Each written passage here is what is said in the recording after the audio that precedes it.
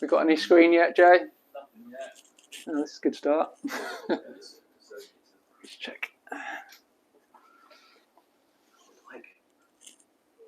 Oh, if you refresh it, Jay.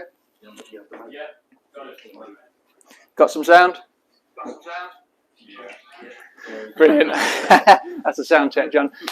Sound check done. Welcome everybody to Aquarium Gardens, and thank you for joining us today for another workshop here in the showroom with Pavol Kulanda. Yeah, this is the second time Pavol is going to be scaping for us.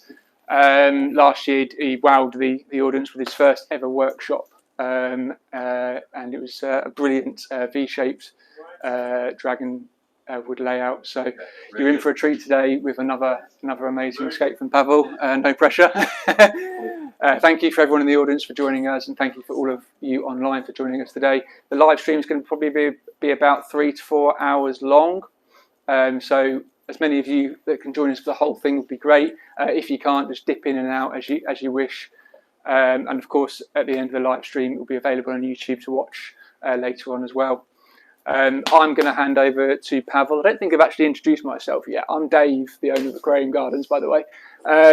And yeah, I'm going to hand over to Pavol in just a minute. And he will be scaping this Aquascaper 900 tank behind me here. Pavol's going to run through some of the equipment he's going to be using today that we are sponsored by Life Aqua, and the WEO is sponsoring the Hardscape brand WEO. And that's all I've really got to say. We're going to have an interval halfway through, a 15-minute break. We'll leave the live stream running, and we'll get some drinks and some sandwiches to keep everyone hydrated, and then get back to it. But yes, please stay tuned for as much as you can and enjoy. I will now hand over to Pavol. A big round of applause.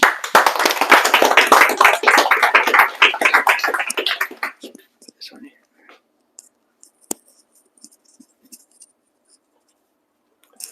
Perfect. Thanks, Dave, for the introduction. My name is Pavol Kulanda, just for those who don't know me or haven't visited last year for the workshop. I come from Northern Ireland, but originally from Slovakia. I've been living in Northern Ireland for the last 19 years. As an aquascaper, I started hobby, I would say maybe 8 years ago, maybe 9. First, I was fish keeper from a young age. Then naturally it evolved into aquascaping when I wanted to make my tanks look more natural, prettier, and more designed, I would say, yes. Yeah, I've been, since 2016, I think, I started entering contests because I wanted to improve my skills. I find the contest aquascaping is really good for improving your skills, getting better every year, trying new things, or even old things. You know, you can do your own design, and basically you present your work every year to the contest, like IPLC or any other international contests. For that reason, I started cooperating with some really good brands like Life Aqua, most recently WEO, who support my work as a contest aquascaper with a high quality equipment. I will talk about it a little bit. What we have here at the minute. This slide is proven performance since last year. It's been running on this tank for a year and a half. I think year and a half, Dave, yes, the scape was running for, roughly. It's called Prime Pro EX 900. It's suspended from Life Aqua cabinet stand, which is stainless steel rods with a aluminum alloy crossbar. Life itself is aluminum alloy, very heavy unit. It's roughly on 3 kilograms for the cooling of the powerful LEDs. There is 144 LEDs that operate at 108 watts of power when they're on the full or maximum intensity. It's fully controllable via Life Aqua app. Just to show you maybe quickly some of the features, you can program the light. You can do basically anything you do with it. You can ramp it up slowly, ramp it down slowly. You can use sunrise presets up to natural preset, then going down with the sunset.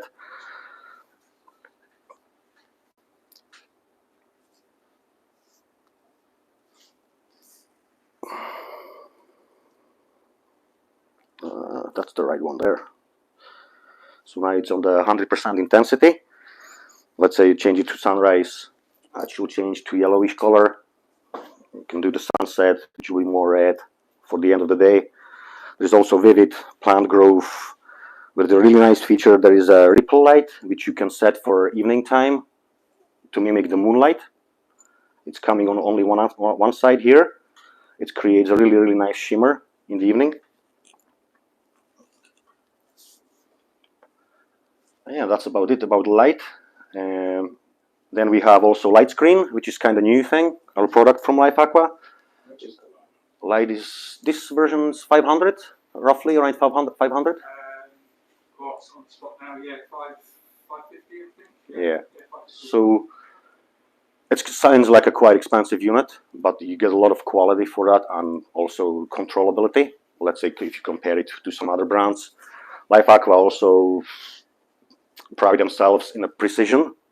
The control of the LEDs inside is very precise. When it says on your app that it's 24%, it's 24%. You can be guaranteed that every day. Also, the color temperature stays very stable because of the cooling system of the light. So the variation is from 8,000 Kelvin to plus minus 500 during the day, because when the LEDs heats up during the day, the color temperature tends to change a little bit. But because of their very high precision cooling system and very efficient cooling system, they retain the color temperature throughout the day with very slight variation. So I will go over now the new product of the Life Aqua light screen. As you can see now, there's a strip of RGB LEDs on the bottom and white on the top. You can flip it over if you want to use the color on the top and the white on the bottom. You can see here on the design that the light screen is a little bit higher than the tank itself. This is for the reason to avoid any splashes coming down the light unit, to avoid any damage. You're flipping it over basically by switching these two hooks. You can fit it on the bottom and just flip it over. Now you can control the white LEDs separately with the remote. You can control intensity. This is on the 100% now. You can go to 50. That will give you more color, more subtle top. I prefer using the RGB on the bottom, I should say. It's my own personal taste because I don't want too much color on the top. I would prefer it more lighter and just more gradient that way. But you can go with the other side. So that's 20, that's 10% even lower. And you go back to 100. You can change the colors you like with separate remote. Let's say go with the yellow or green or pink, any of these. Basically, it's lots of options. You can create lots of atmosphere in your aquascape, ambience to suit your design. Good for biotopes. Let's say you can go more orangey color for black water layout, or even my favorite is actually, I think, green or light blue. Or you can even go with a fade. I'm not sure if I can. Yeah, you see it's changing, showing you 7 different shades of color. Let's go maybe now to 50 so you can see the color better. Yeah, so I think it's a really well designed product. It gives you lots of options. And what are they retail for? These are this size $399. Yeah, same as ADA. Yeah. But you get more options. Yeah. So I think I will set it now back to just for the video, just to go white. Yeah. Yeah. 60 centimeters. Yeah. 120, 150. I think I'm not. 45 as well. 45, yeah. Different heights, 45, 50, different models. Put this in the cabinet, I have the road. All right, so yeah, also Life Aqua supplied us with the CO2 for this tank. Oh yes, I forgot to mention, before I go to CO2, there's a T-bar. That's quite a new product as well, because what they do also for the 60 centimeter deep tanks, they do what they call contest combo. You can add 2 of these units by simply attaching this T-bar on the top of the cabinet like this. I can't do it fully now because there is a light here in my way. And then you have a bracket that you attach it to here simply, and then it holds the T-bar, prevents it from swinging. And you have the hooks, and you have 2 lights coming down. That's balance it really well. So I'll take that off. And then we have a CO2 regulators. For this setup, we will use the professional one, of course. It's a dual stage regulator with a really lovely, they call it a space gray color finish. It's very sturdy. You can adjust working pressure with this big knob here. Usually you go by 40 psi. Then this shows you just bottle content of your cylinder. You usually go up to 45 psi to run inline diffuser, which needs a little bit more pressure. We will go with a Life Aqua inline diffuser on this as well. And then for any smaller tanks, you have single stages, 1 or 2. This one has actually also adjustable pressure. Let me take it out. It's very nice and compact. Needle valves on all of these are very precise with the fine tuning. You can adjust your working pressure here. And then you have a more simple one, which is very compact. Let's say I will use this probably for like a soda stream bottle. If you have a small nano 30-liter tank, or you have any smaller cylinder that you don't have any cabinet to store it in, but you have your 2 tank sitting maybe on the cabinet on the top in your living area. Maybe you can just put it on the side with your small cylinder. It looks cute, it's nice and compact. So yeah, I think that's all about the Life Aqua equipment we will be using. I will just take these out now to make a space for the important thing. Yes. Maybe give me a hand. Oh, I forgot to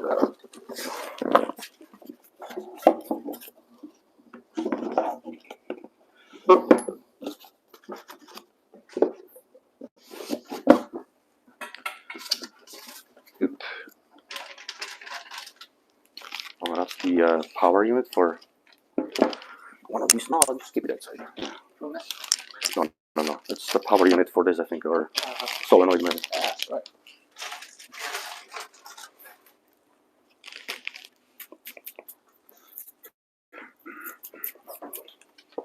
Thanks, mate.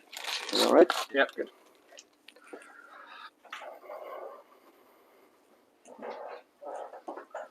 Right. Endpoint is very important aspect of the aquascaping when we think about the complexity and design, because it creates the very important focal point. Not just the hardscape itself. You go with the large pieces of hardscape, usually positioned in a rule of thirds, but you should consider your endpoint, which every tank should have for successful design, because it gives you that resting point, bright point at the end of your aquascape, which creates the depth. So I think I should just start instead of talking too much. Sorry, George. I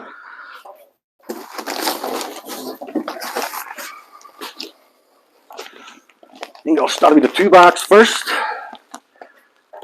So all the hardscape is coming from the Spanish company Wio, which specializes mostly in hardscape materials, but also tanks, lights, equipment, and other stuff. For the bottom substrate, I'm going to be using called Ionian Black, which is a volcanic-based substrate. It's basically like a small crushed lava stones, but it's very rich in nutrients and lots of great benefits from it because it's very porous. It allows us to build a height at the back of the tank and also at the same time allow circulation of water in the substrate, which is very important to avoid any anaerobic areas, which can also result then in some algae issues like cyanobacteria and stuff like that if you get all that anaerobic activity in the substrate. So we are avoiding that with this. And also we are providing nutrients for the plant, for the roots, Actually, roots really like this stuff. They grab on these wee small tiny stones. Sometimes it happens when you plant, like let's say Amazon sword or kept, you take it out, you will see lots of this stuff hanging on the roots. I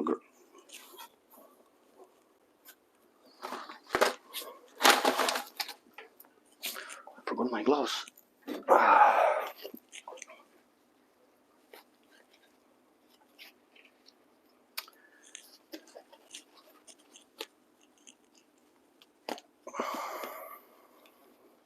I would say the only disadvantage maybe of this stuff will be if you want to plant, because you can use it also as a complete substrate. But for me, if you want to plant maybe fine, let's say tissue culture plants, we are going to be using lots of them today. It might be a little bit tricky, you know, to plant in the more coarse substrate like this. Yes, can just maybe have some box, or I'll use them for the rubbish, you know, for the empty bags and stuff. No, I'll get the box there. It's going to be nearly empty soon.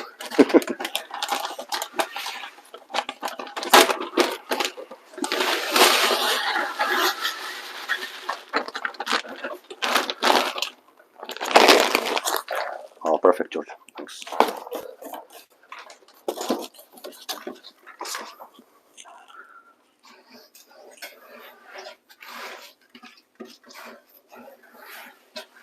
We can go more. I also have here lots of crushed lava, small stones. I might use it also to build the height if I need it. But I want to try this stuff first. Let's see what we are gonna get.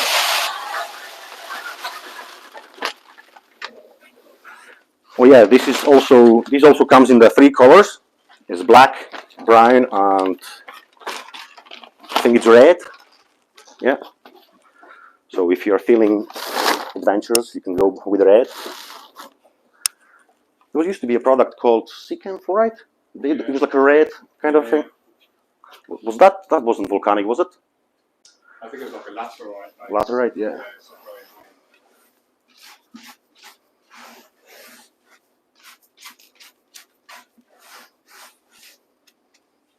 Let's go more. I think I might actually use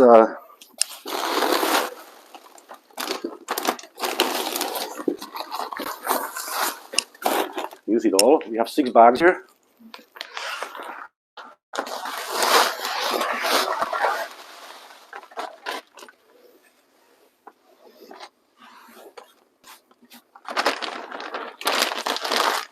So that contains nutrients as well. This, yes. Yeah. Actually saying it's very rich in nutrients. Yeah, Yeah.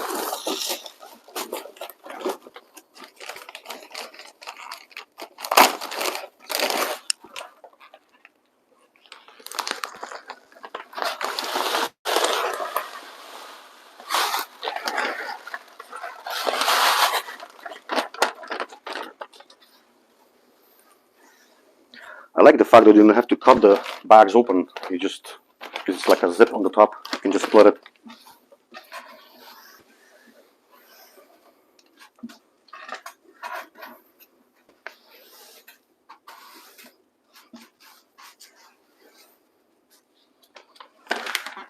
Oh, I think that should be the good starting point.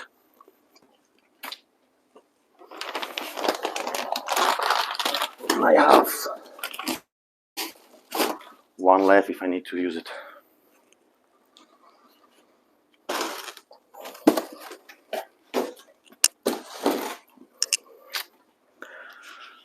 So for the main hardscape material, we are going to be using black lava stone, or as Weo calls it, Darwin black lava. It's jet black color when it's submerged. There's lots of details on it, also with a little bit of brine or grayish color. And I will try, as I mentioned before, I will try to build a big structure on this side, maybe smaller structure there, to avoid symmetry, which is very important. You don't want to have really symmetrical layout. It doesn't look too natural. So hopefully it will work, and I will get there. Because sometimes we have something planned in our heads, but when you work under pressure, it kind of it's hard to achieve. But it's very hard to replicate anything you do in the dojo.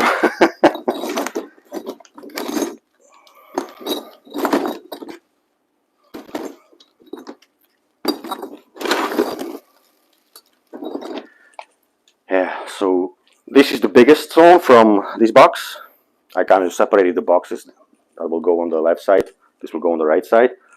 Then I have extra box for anything I need to do afterwards or choose something different. This is the largest one. I like this side, which is perfect. You can see this side here, it's flat. It's gonna be hidden at the back. So, but if I place this rock in this area, there's not enough height. I need to this height at least. So I need to use supporting rocks below it to raise it up.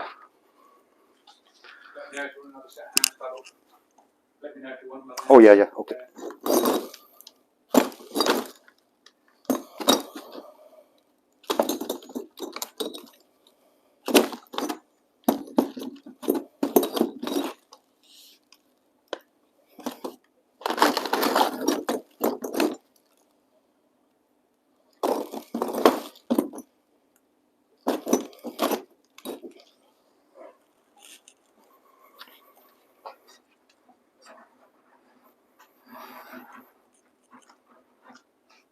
So I'm already choosing side here. This side better.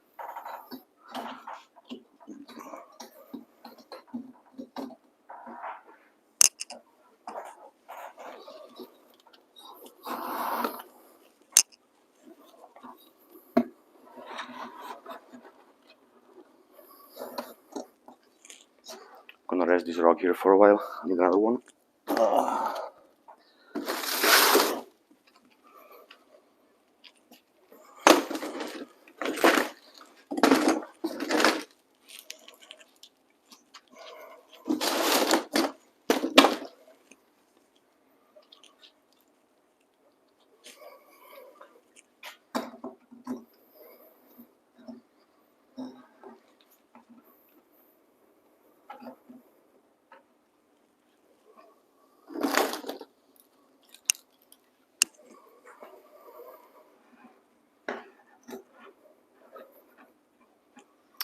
You see that the way I'm trying to always showcase these most detailed sides of the stones.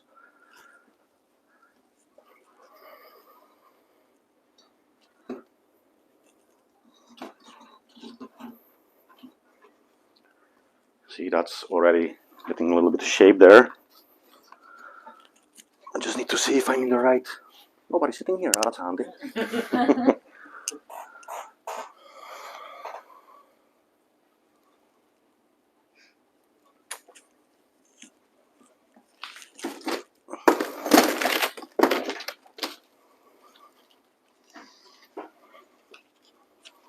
Now this stone is beautiful from every angle. It's got lots of gouges and crevices.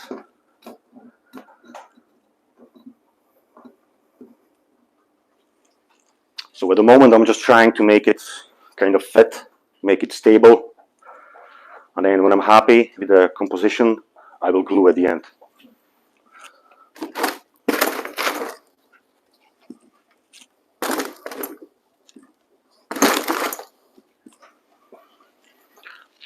Now if you look at the scape from this angle, where it's going to be viewed from, probably the most, you see this cut off kind of side, very flat.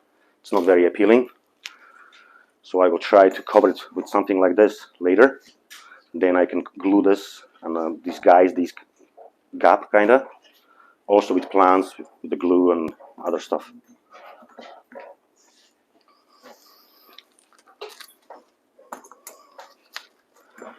Yeah, I think we're going to go kind of this way somewhere.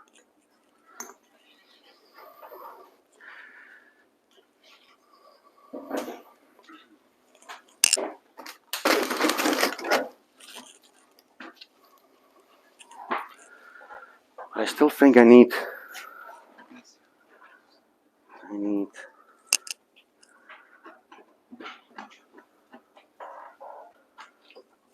definitely a little bit more height on this rock.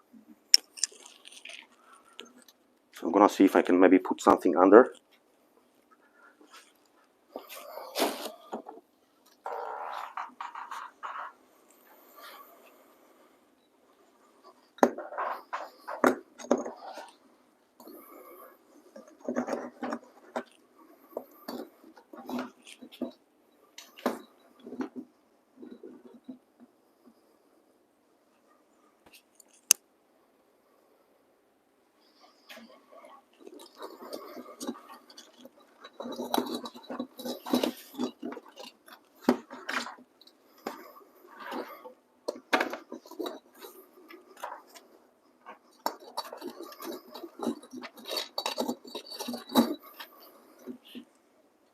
That's better. Better angle.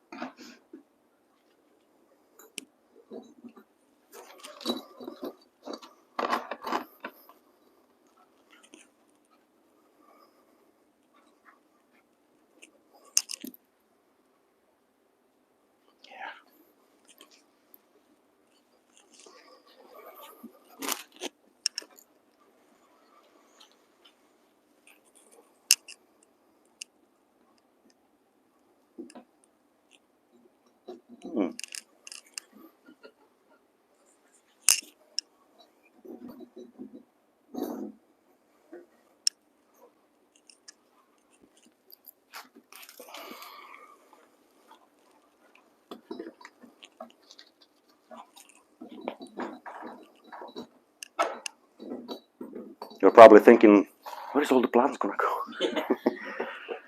Yeah, but it will be fine.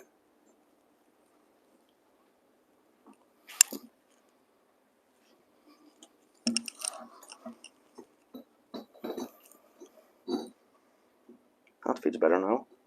I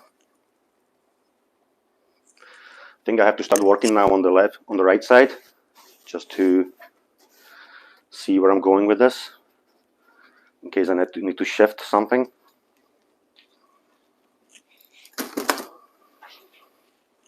You consider a layout to start with. Do you already have the idea in your mind before you see the materials, or do you see the materials and then make a decision? Sometimes both. It depends. This time I had to see materials. I kind of chose this rock, but I didn't know what I was gonna get. So when I saw the rocks here and I did the selection, and then I went for the style. But I also knew that where the tank is sitting, so I knew I was gonna go for a kind of V shape. I think the V shape is, for me, is the most impressive. You can create the biggest impression with a V shape scape, and it's also easy to create that perspective through the middle. Let's say if you go for triangular shape, or it feels more flat in kind of way, because you have open space on the side, which is very hard to create a depth there. Yeah, I'm gonna get some water. It's pretty hot in the UK at the minute, huh? I'm getting a little bit sweaty.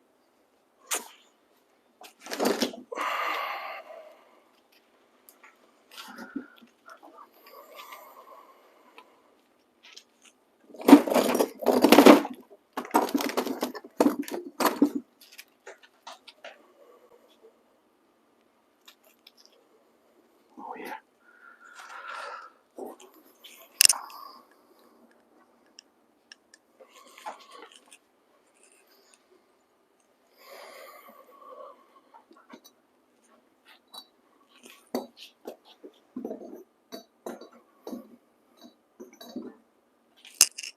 I'm gonna take these off for now.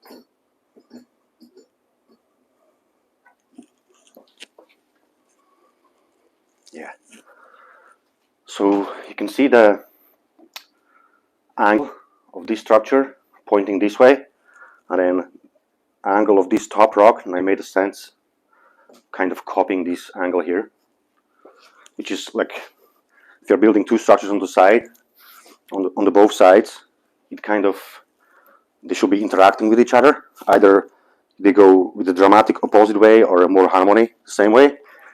So I'm trying to use the more harmonious flow here. I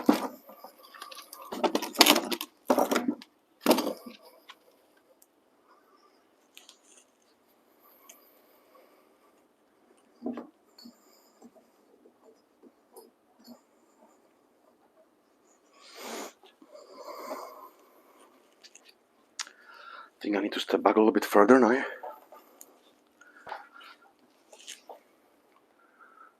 Yeah, it's also a good way to check it on the camera, see what it looks like.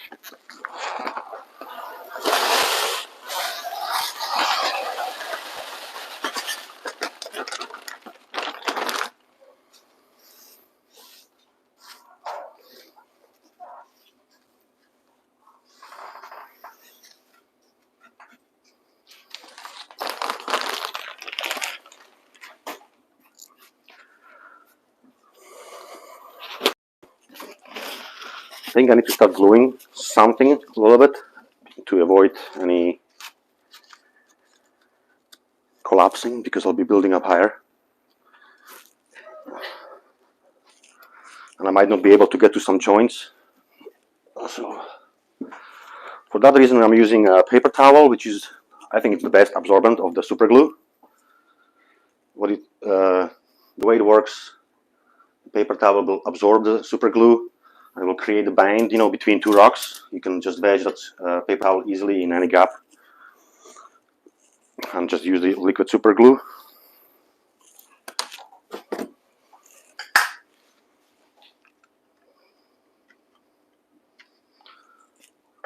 And to cover, always try to cover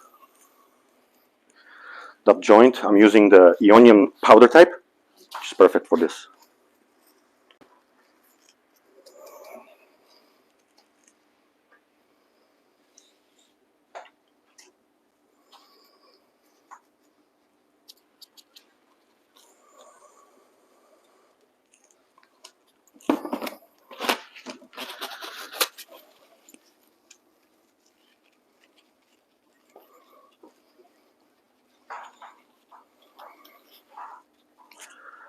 I can I'll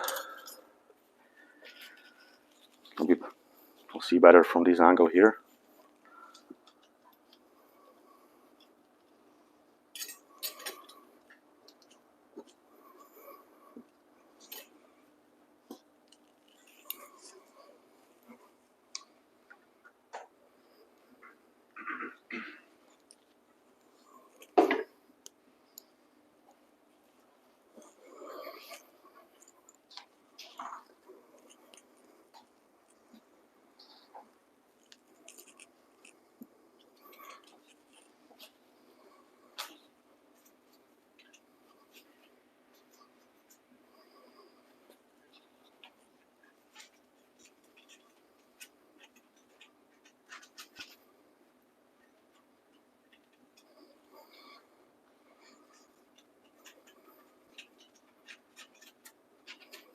Any questions, guys?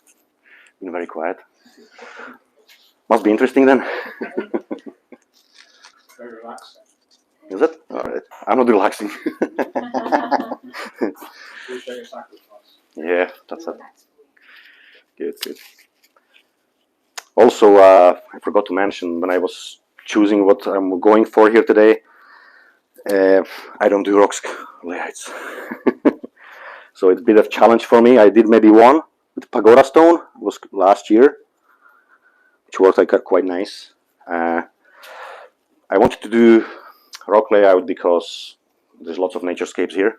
There's one Iwagumi here, and when we go for rock layout, we can go for either classic Iwagumi, we can go for diorama, which probably represents some cave or mountains, more terrestrial atmosphere, or we can go for what I like the most probably.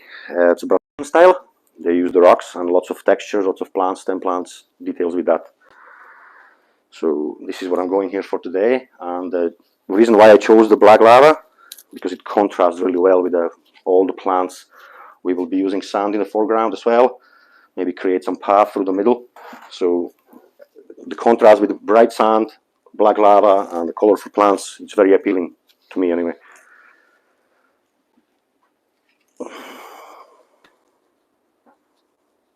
Have you got in mind for your plants? Yes. We'll get to that point. Yeah, stem plants, smaller varieties with the finer textures, carpeting plants, some moss. If I wanted to choose the rock of my choice, I would be going for that one. But I wouldn't do that now because there's already big scape, showcasing these rocks. So we always have to think how to add something to the gallery or even to your home. So in this case, how to add something to the gallery, make it a little bit different.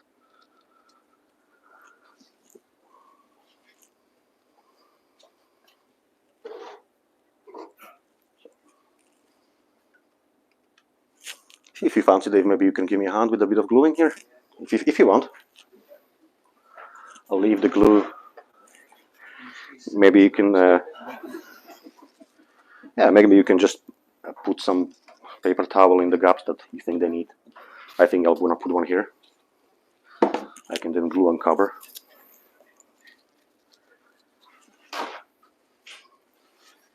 Anywhere where the rocks join in each other. Yeah, maybe you can put one here, and because I'll be adding more rocks, and then I will not be able to get to it.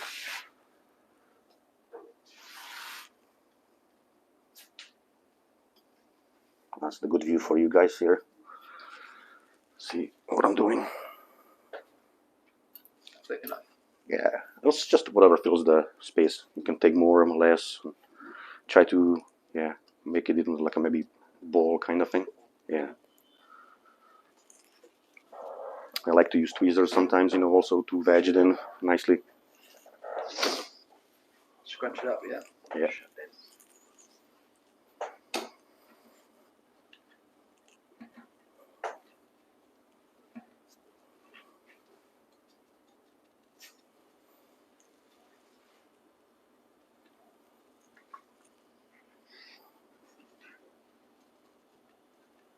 Good.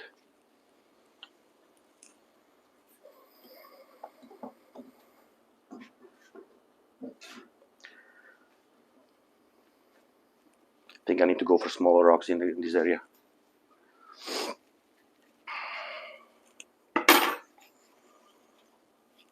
Anything I can glue already, or? Yeah, let's put some behind it. Yeah.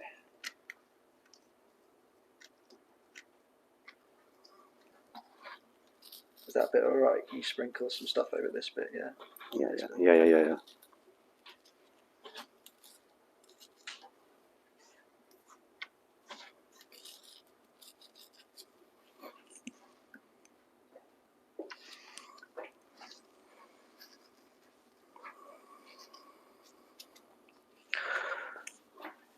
So why are we gluing Hardscape? I glue sometimes things I don't have to. It's not just for stability of the Hardscape to protect your glass and aquarium, but also during maintenance. If the things go wrong and you have an algae building up on the rocks, you want to brush them. You don't want them to move on you, basically. So for me, it's a peace of mind to know that I'm ready for any obstacles.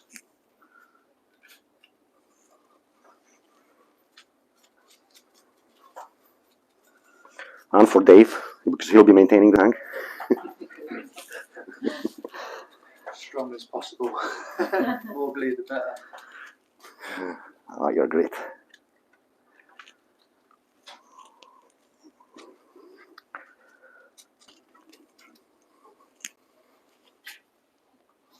like it when you have a hardscape, you can do this to it, and it ain't going anywhere. Yeah, yeah, it's already like that. Yeah. Yeah. This bit here. Might do another one down the back. Pavol, which part of aquascaping you like the best? Is it the planning, the actual creating? Yes. The plant, the growing? Yeah, I enjoy all of them, but I think the hardscape for me, the creation of the hardscape for me is the most enjoyable one. I like to take my time, not like this time. I like to, if I prepare the tank for contest, let's say, like this year, which surprised me a lot, I spent very little time on the hardscape because it was bold and I only used the wood mostly. It's very easy to fill the tank and work with it. But I like to take my time, so I spend on that hardscape maybe like 3 days with the breaks, you know, a couple hours each day, tuning and moving things around. But I like to take my time at least a month. So, because I don't work on it every day, but when I have time, I take my time and spend maybe 2-3 hours in one go, then come back to it a few days later. You can see things that you didn't notice before, you can improve, which is always good practice. But generally, even when the hardscape is finished, I like just looking at it for at least a week dry. And then when the soil gets covered slightly with a whitish mold, I think it's time to fill. Because sometimes just leave it for too long sitting like this. Because the soil is moist, and then when you let it sit for a long time, it can get a little bit whitish. So is it the process of building the hardscape that's your favourite? Yes. Part, Yeah, yeah. And do you feel once that bit's complete, is it like, I don't know, is it task done and you look forward to the next one already, or do you focus now on Yeah. I like to maintain some plants more than the others. Yeah. So we all love epiphytes because they don't need much maintenance, slow growing mosses. But I also enjoy, let's say, trimming rotalas. I enjoy those because you can shape them, and this is very therapeutic for me. So I also enjoy, yes, the planting and development of the tank when everything goes well. Of course, if there is problems with algae, it's not very. It can be a little bit stressful because many times we work under. We need to achieve the final product to the deadline. But I like to give myself more time than I need, at least 5 months. So usually 4 months takes me to complete the layout. What did you rank this year? 32, which yes, it was surprising for me because I would say I didn't put as much effort into hardscape as I would maybe years before, and it was actually the better ranking. My best actually in IPLC so far. Yeah, congratulations. Thank you, thank you.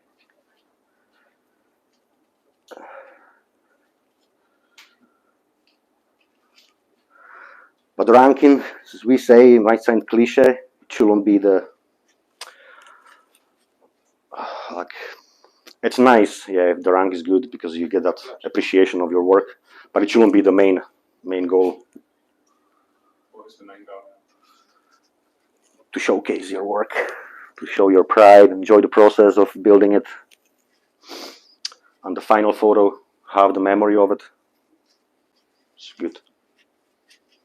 Every time I take final photo, which I'm really bad at, I use the help of my good friend, who is a much better photographer than myself. It's less stressful for me that way as well. And every time I have that photo, I feel like good, you know, because nobody can take it away from you. You will have it forever, you know, if you don't lose it somehow. No matter what ranking. You know, for me, also when I participate, I'm glad because I've done it for another year. It's not always easy to compete every year. I've been saying to myself every year, oh, I'll take a break. I'll enjoy some other aspects like biotope and other aquascaping good stuff. even this year, when I built that layout, that's why I didn't spend much time, because I thought this is going to be for me, for pleasure, to plant it nicely, enjoy the plants. So then I changed my mind. When you see yourself getting a high rank, very high scoring rank, and your own perception of the Aquascape isn't that strong, do you think that gives you a discredit towards the contest? Yeah, that's a difficult question. You don't have to answer that. Yeah. There's quite a lot of controversy. Yes, I know. Yeah, we'll all experience that after, especially this year results, because they were kind of controversial. We can all agree that maybe there should be more variety shown. So I'm showing my back to people. There should be more variety maybe shown in the top 100 rankings to make the contest more diverse. And well, from my own perspective, my work, I was expecting a little bit worse, to be honest. So I was kind of surprised when it was my highest so far. But then it showed me the perspective, maybe the way they view my tank, but maybe I'm too self-critical of myself or of my work. Maybe the judges appreciated more plants, which I focused on this year, rather than impression of Hardscape and overall impression. So I don't know, is that answering the question? Yes and no, but it's okay. It's a tricky one. Yeah, it's just an interesting topic, because I know there's some experienced scapers in here as well, and as beginners, but the whole contest principle is really interesting. So on the one hand, for me, it's great because it sets new concepts, new levels, new ideas in scaping, and they kind of gradually get passed down into the hobby. For I remember when these foreground sands were like cutting edge. Yeah. In like the late 90s, and now it's everyone's doing it. And that's really good for the hobby to evolve. But I think when it gets a bit political and oh yes, people get really kind of precious over the scoring and the rankings. Yeah, So swings and roundabouts. That's Steady enough? it is, yes. I don't think we need to glue anymore. We just keep adding rocks. Yeah, I know. This year's, we all agree, even aquascapers that enter the contest, that we don't know what to think. There's lots of opinions on the social media from the very renowned aquascapers, but they don't agree with the ways the contest is going or what direction. But for me also, I noticed that this year I could more, when I saw the works, it actually made sense according to their scoring criteria, as opposed to previous years when we see the rankings of very detailed dioramas, and maybe we will say, but this is not really criteria that they are going for in a scoring system, because the 50% of the points is for recreational of natural habitat for fish, which we don't see that in a river anywhere. And when I looked at this year, let's say top 27 or top 7, there's lots of kind of biotope feel, in lots of classic layouts with the natural, feel of, let's say, ADA philosophy. So I don't know, it's kind of topic. We don't know what's going to happen next year. I think there's going to be more diorama next year. Not dominating, but it's going to be more of it in the top 100. Did you have a favourite? This year, number 7. I don't know why. In the last year, we're number 7 as well. Yeah. I really enjoyed looking at them this year because they were more to what I like. Yeah, I watched. We were watching like the shop girl. Oh yeah, a few people do that. I really enjoyed this year's watching this year's top 100. A lot of them are kind of more what I'm into. Yeah.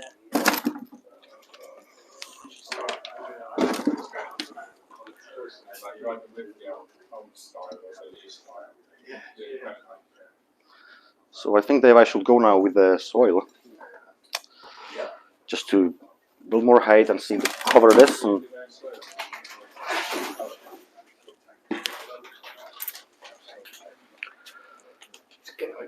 oh, good man.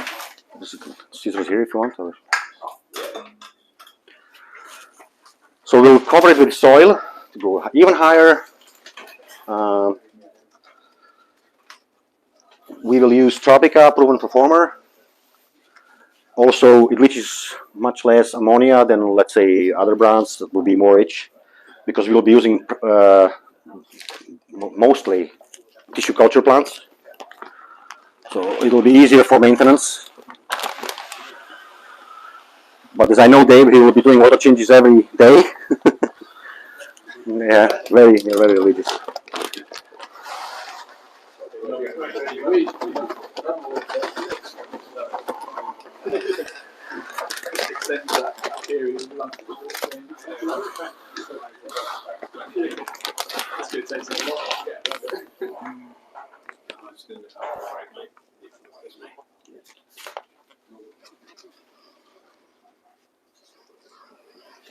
And you can see now when I put more height at the back and more soil, all of a sudden how much space I have. Even still for planting, I can even still put more hardscape on. And we have the brush.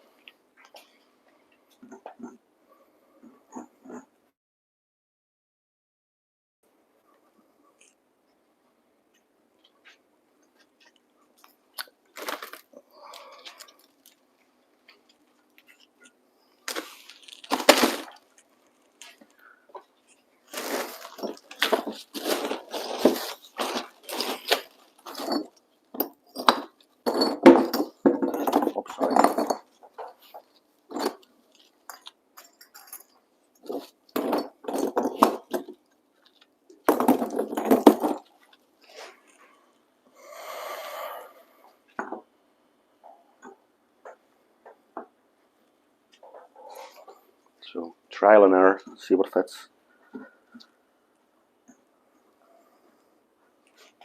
Nope.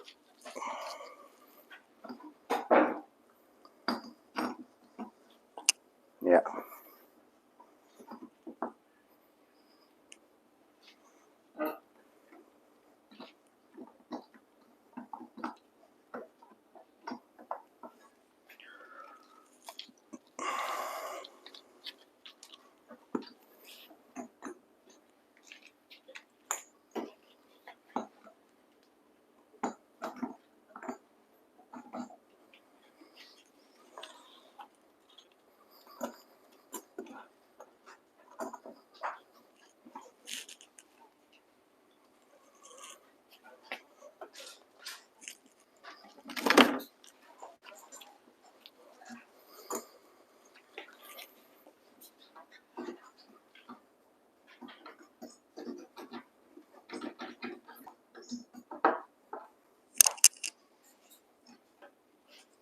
I think that looks nice there. A smaller one.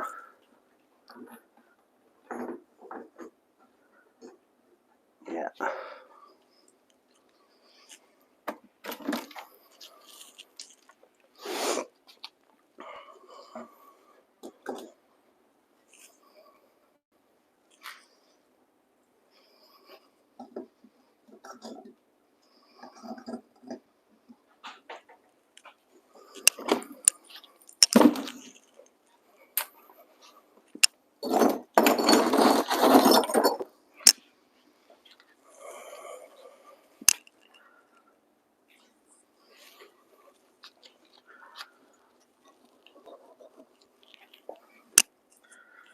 So I want to achieve some height at the back when we plant the stem plants behind it. This will also create some height with the hardscape, but also cover some stem plants for the bottom. Because what happens with the rotalas and small stem plants, the more you cut it gradually, the bottoms will not get as aesthetically pleasing, so we just want to see the tops over time. So it's always a good thing to think about how you can either cover with hardscape those area or other plants that grow lower.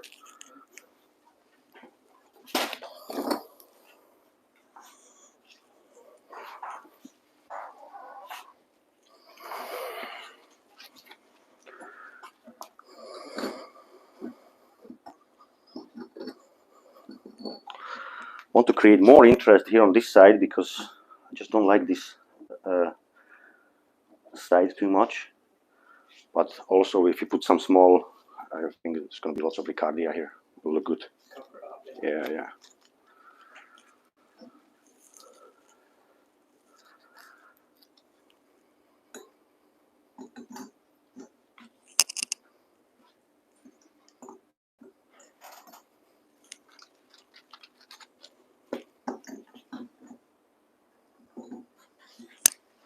No.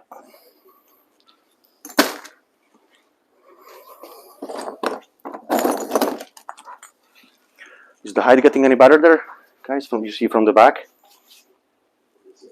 Yeah.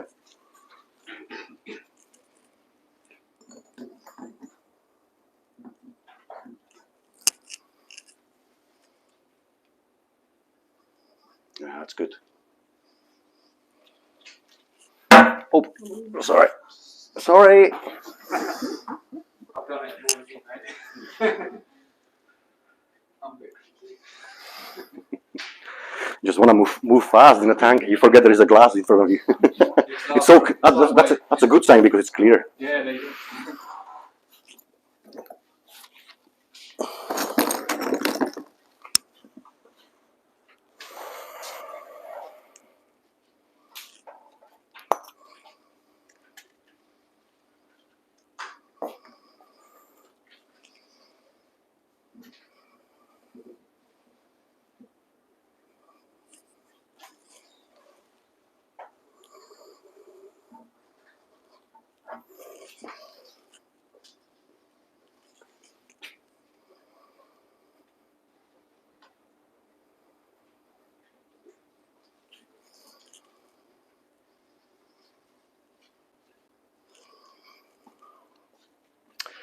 So you can already see what I'm going for. There's going to be a stem plants, let's say up to here, coming down, more open space, and up again, right? So we are going to choose the plants also appropriately. So there will be lower growing stem plants towards the vanishing point, taller one towards the back corners. Also maybe some small carpeting plants.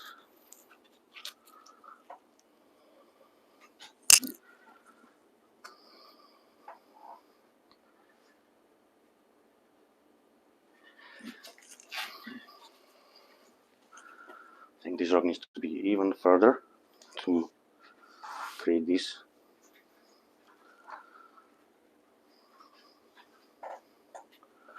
Perspective. Yeah, I like the angle of the rock because it's going that way, so it's opening the space as well. Yeah, yeah.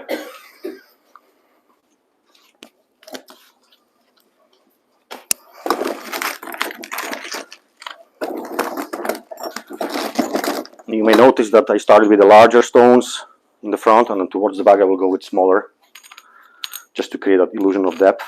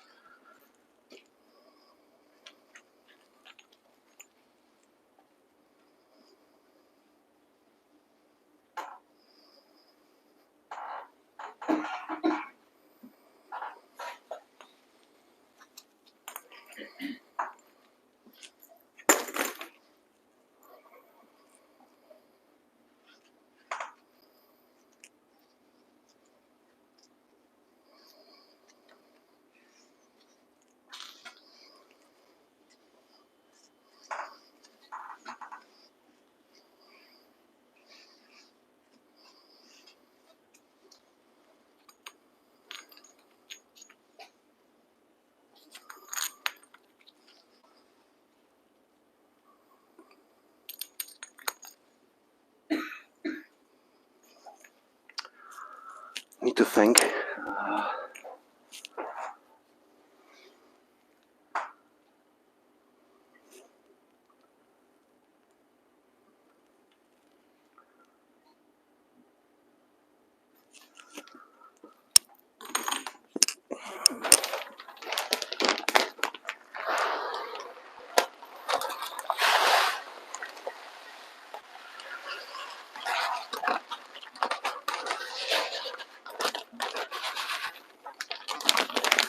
Well, did any of you ever go that high at home with your scape? I mean, the substrate wise? Have you ever? No? Is it just me that? Is it just me that crazy? No, this is what makes difference.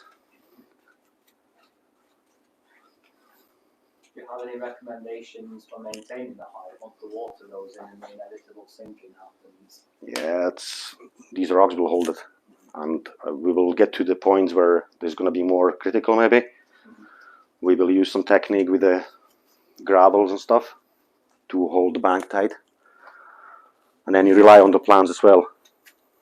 But once they grow and root in, they will hold it. It's good practice to avoid putting amino shrimp in for first month.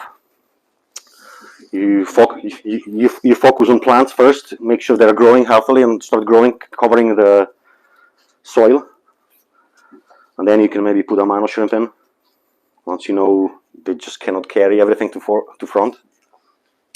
So they're a very good helper. They're very good helpers, but sometimes they do opposite for you.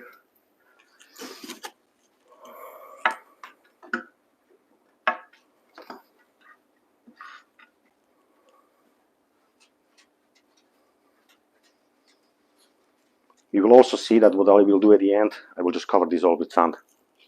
So I will not have to worry by the middle. And then when I want sand to be visible, I will not plant it, I will just plant on the sides. Okay.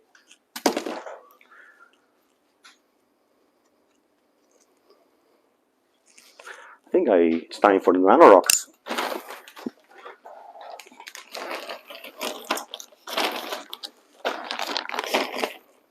So the Rio supplies also, with every rock they sell or produce, there's also a bag of nano rocks, which is good for details, or if you have a smaller tank for data. So let's see if we can secure the hardscape even more.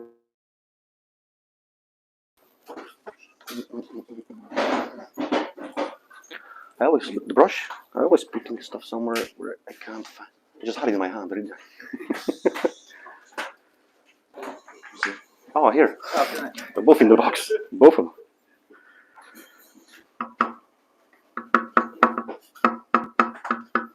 I already see that this is going to be critical here.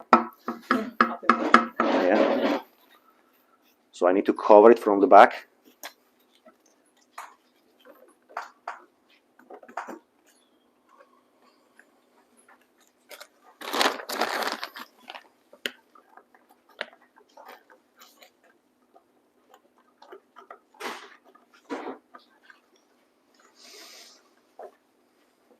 No, now it's the time. I think maybe we use the cotton or the filter floss. Yeah. Oh yeah.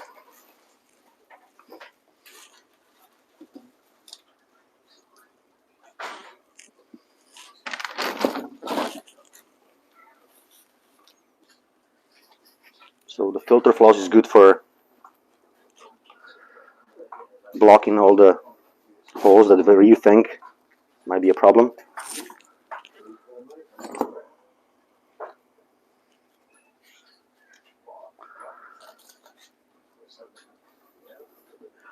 And if you want, you can also put more super glue over that, and it's going to make it even more stable. That's the one I didn't open. There's one open here.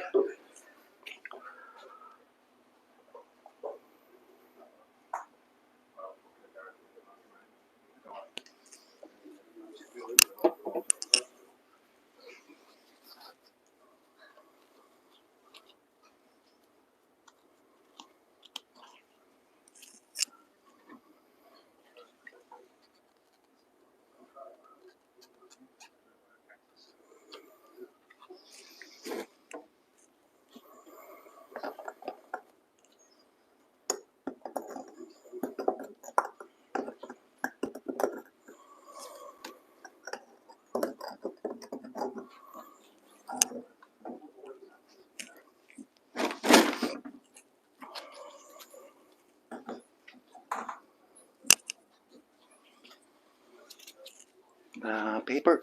Here.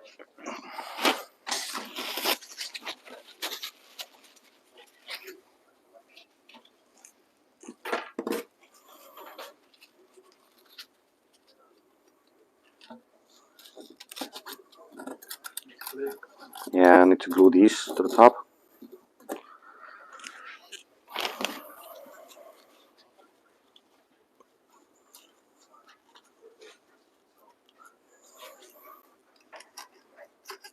Oh, much more there. Oh, there's a paper there if you want. Yeah. Can maybe put some Here as well. these here, yeah. 'Cause these are only just these are just lying on the top. These are new ones. Yeah. So we can just. That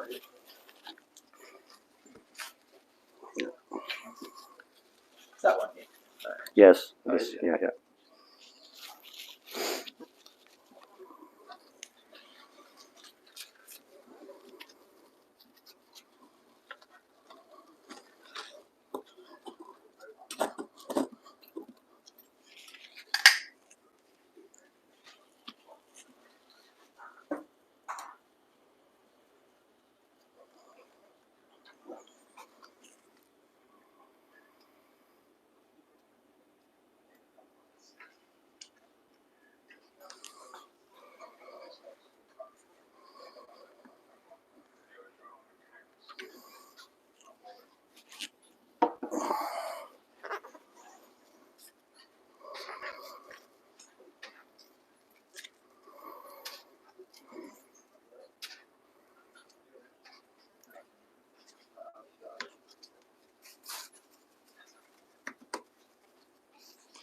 Ooh.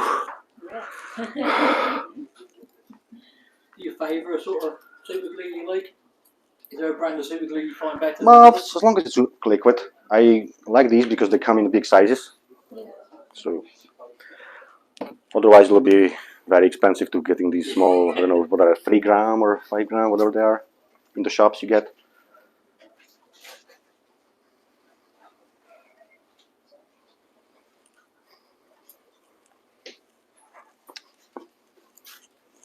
That side ready, yeah? Yeah, I All think right. so, yeah.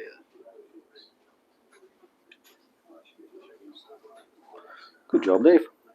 That's good. Paper towel. Yeah. Skills are good. I actually quite like this process. Yeah. Even though for me it's just like finding the time, but right now I've got all day, so it's quite therapeutic.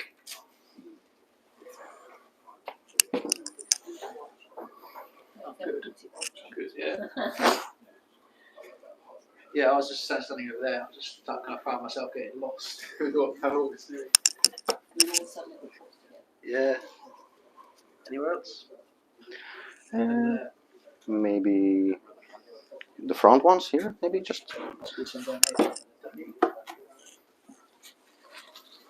Yeah, we'll need to block that part there.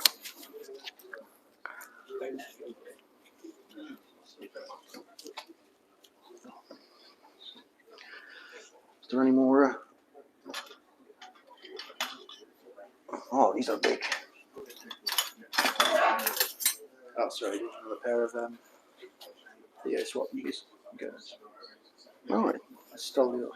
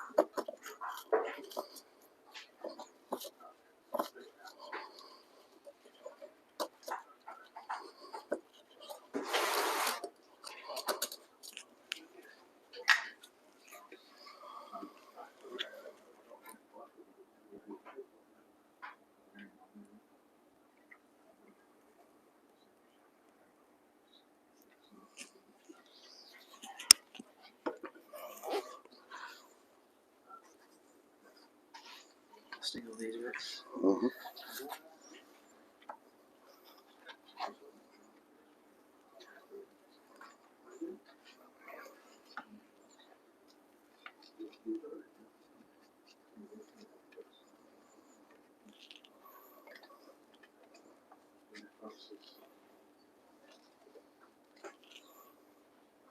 Does it look the same as the dojo? So it's not far, not far from it. Yeah.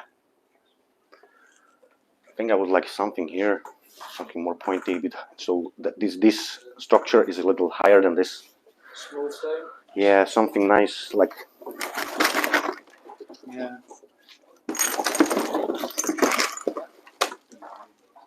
Let me see. Yeah.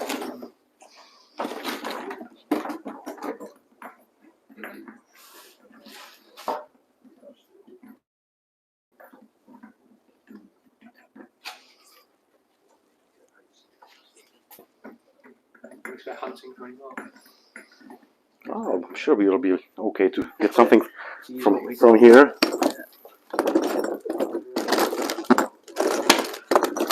I think like they're all too big, maybe.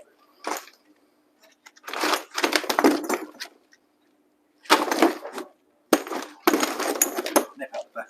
Bring out some more selection.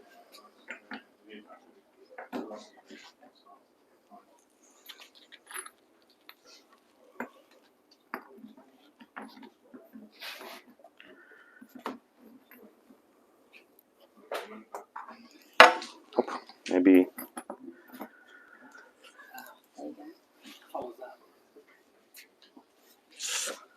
Let's check this side out.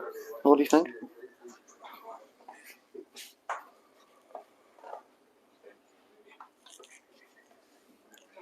Attaches the rock behind it, but it's only that. Yeah, I can move that one. In terms of adding to this rock, it works well. Yeah, yeah. Yeah. Nice face, isn't it?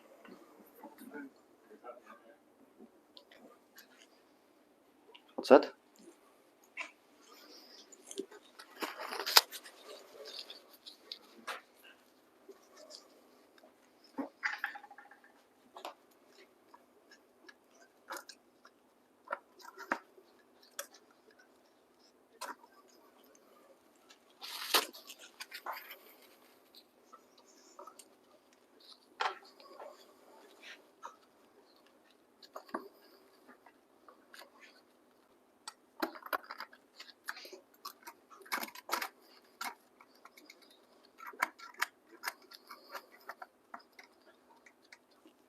Yeah, go for it. Yeah.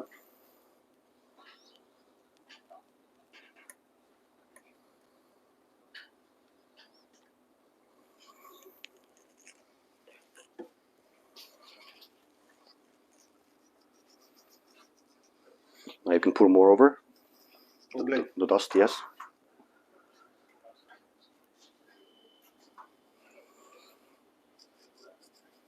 That's it. Nice. Do that first, yeah. Yeah, second area somewhere.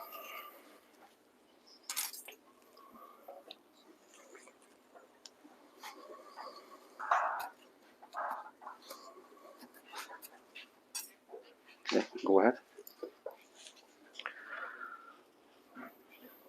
Lean manufacturing.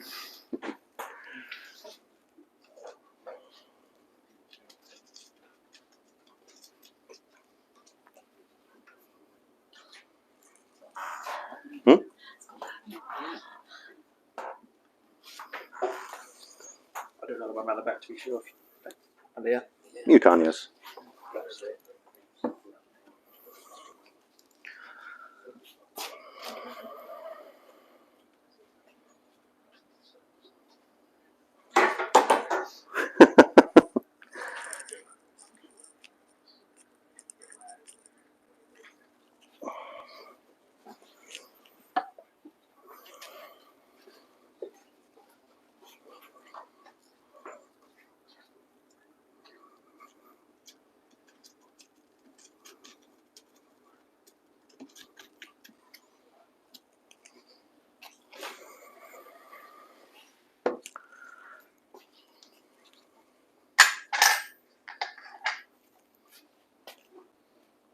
rock's really transforming now, isn't it?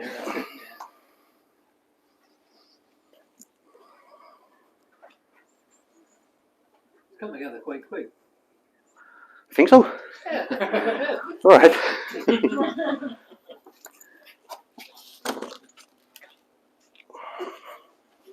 This is like light speed for you, though, isn't it? Yeah.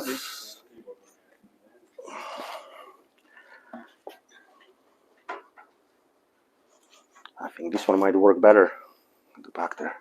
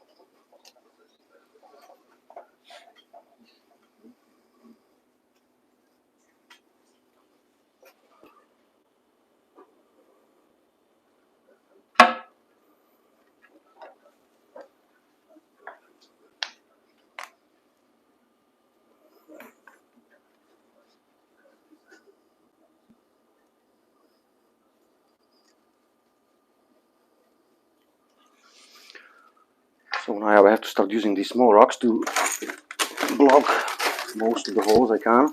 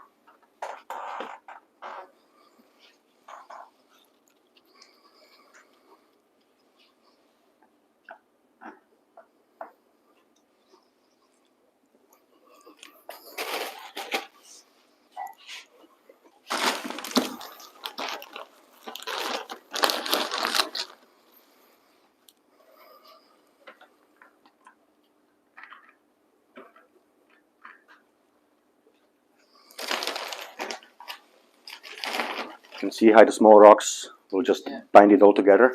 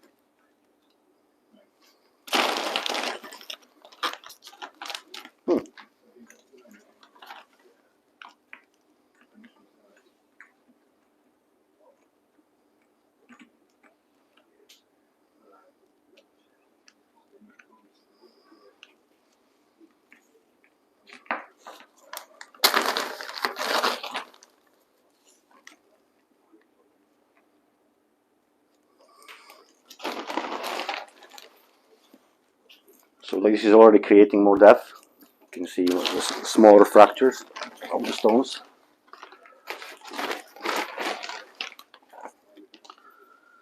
Now I want to keep these white, so at the moment it probably won't look as much, but once I put the sand here and create the details, and then with this finer planting on the sides, it will create more sense.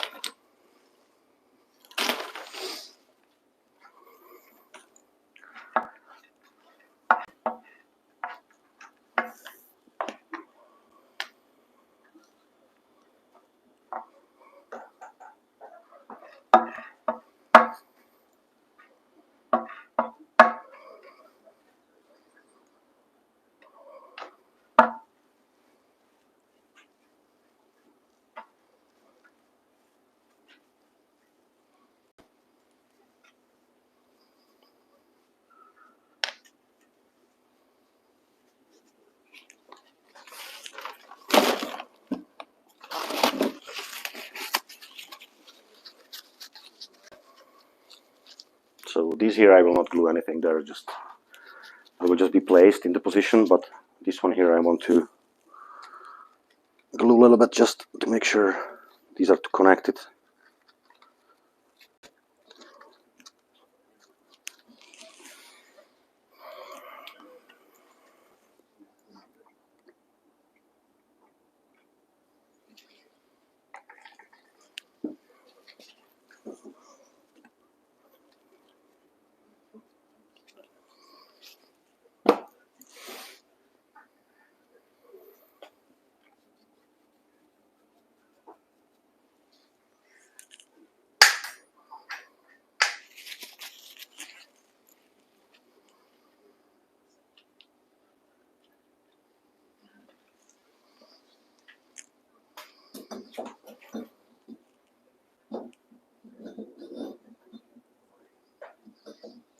Be any better, you think? Nah. Get a nice front view in the Hmm? yeah, that's better in the, Looks better without it. you do lose, if you put it back where you got it now, you lose the negative space a little bit on the left. Yeah.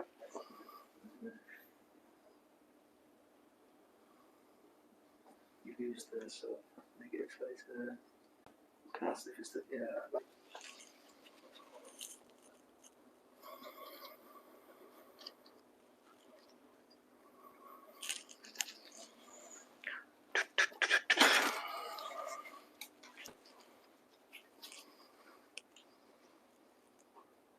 I don't think there's any point putting any more here. There's going to be just plants.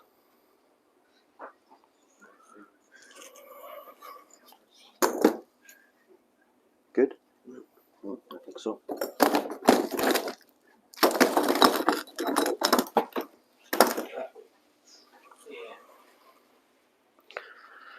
Yeah, I think we should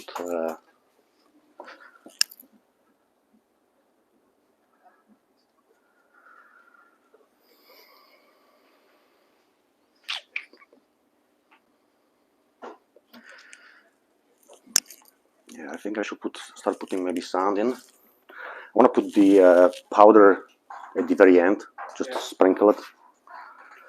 So I think I need to put the sand in first. Yes. Which one are you using? The first cimarron. Yeah.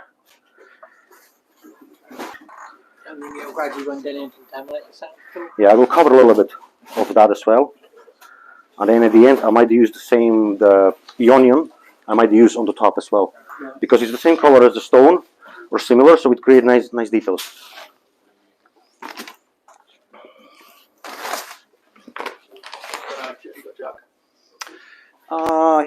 Yes, there's one at the back there, I think. Or maybe the cabinet from the back.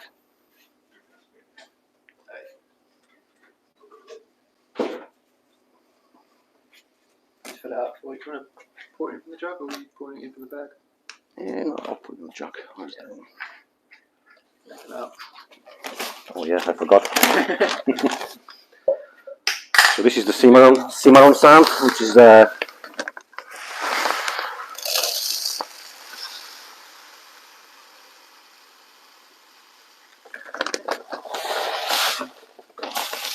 That's a bit more coarse, and it's got nice blend of different colors and sizes.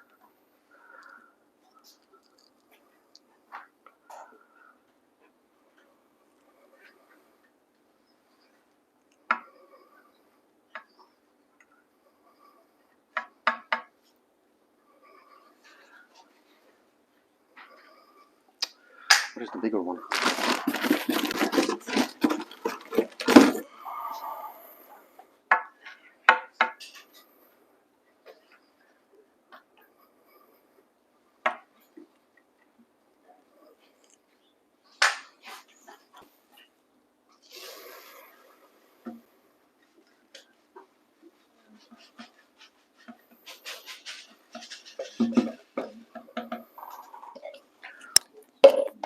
I need another one.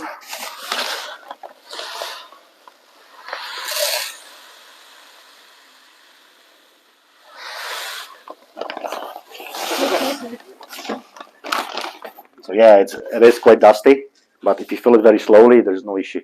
The dust eventually will fall to the bottom.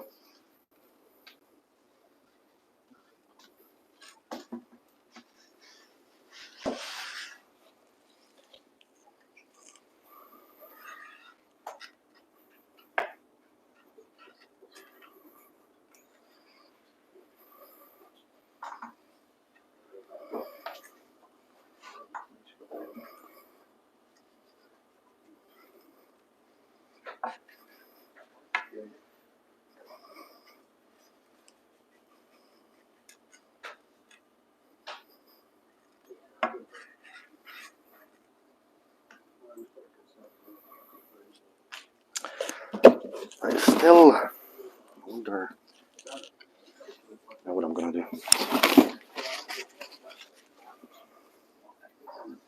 I'm just gonna glue hold this because there is soil coming still from there. So I'm gonna glue all that and cover with dust. Yeah. Would you glue it? Yeah.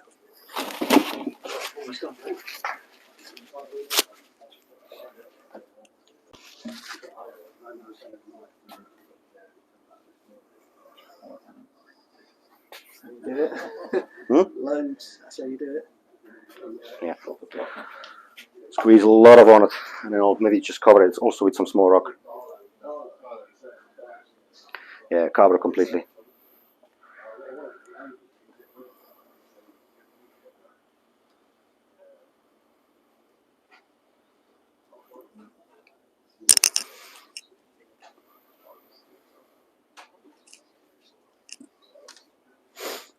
Pavol, are you going to follow that part of the... Yes, all the way up. Yeah. Makes it easier with not mixing the soil and the sand. So just cover this whole area. Yeah. Then when you plant it, you will make it more natural. Dust. Yeah.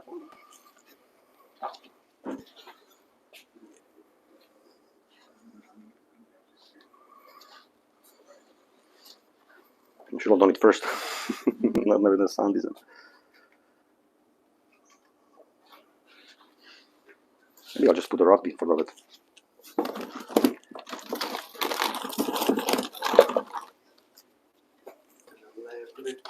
Yeah, it'll be better.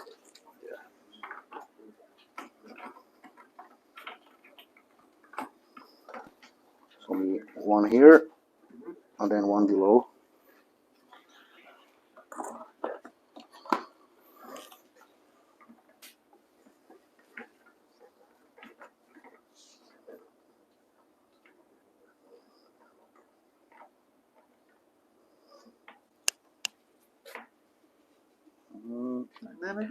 Yeah, maybe put more behind it, the paper, and I'll put another rock there.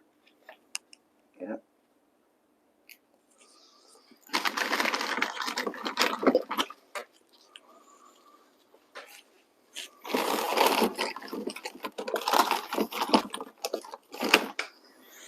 I keep hitting that glass all the time.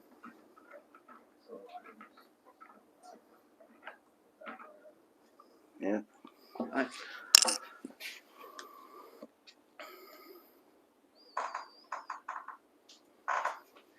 Paper. More paper.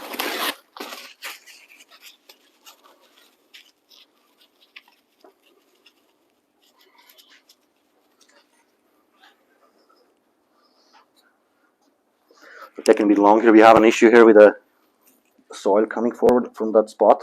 We want to block it. Short-term pain, long-term. Hmm? Short-term pain, long-term Yeah, gain. so better do it now. And Sweeping it up every week. yeah.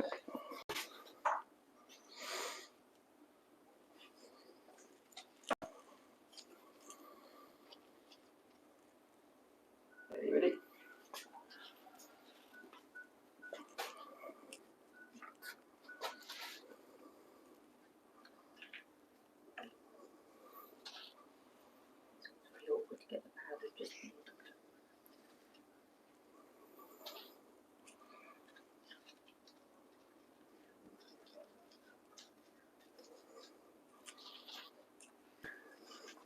And it is. Yeah, that's where it's gonna go. Maybe more paper behind that. Or, This one, yeah. I think just in that top corner, in that top, if you wedge it in there and then just glue it, that's it. Need the tweezers?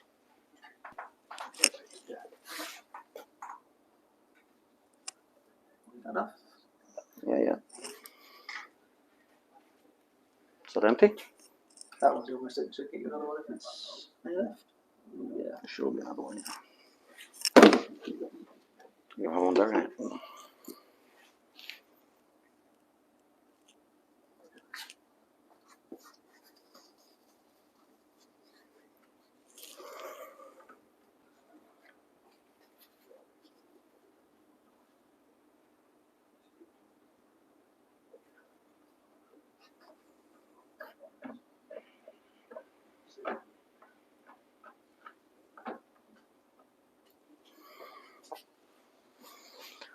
All right.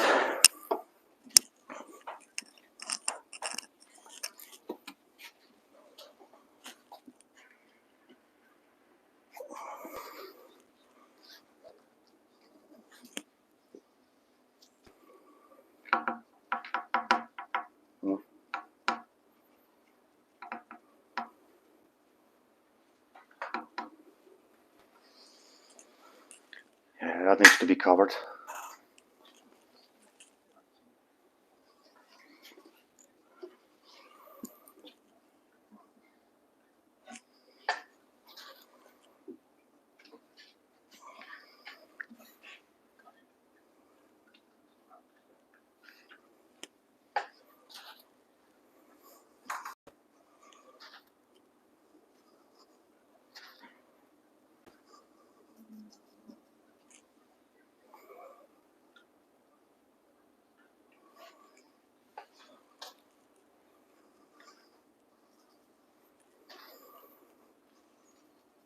Almost good.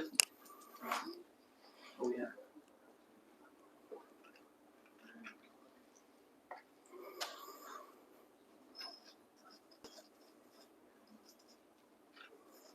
Good.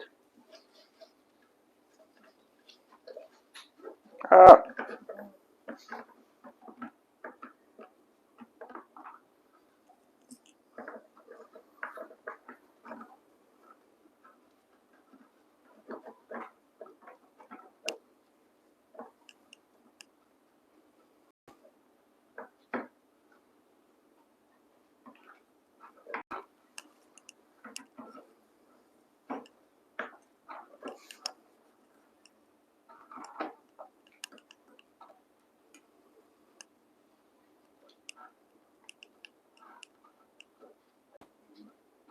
Do you want me to glue this one, or do you want me to keep it just this? You're happy with that for maintenance? What do you think? Do you want to glue it? Maybe I'll glue it there. I want to keep you happy. I want to keep you happy. We've got all day.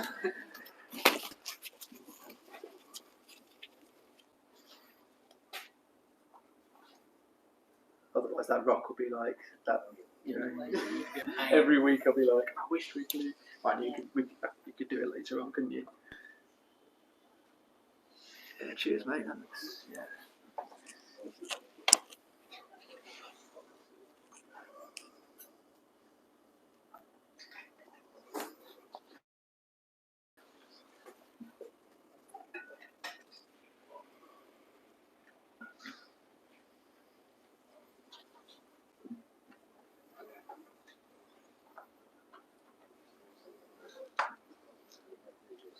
All right.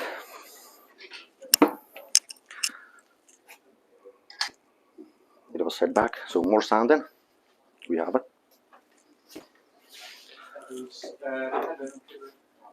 No, still the same. The simmer.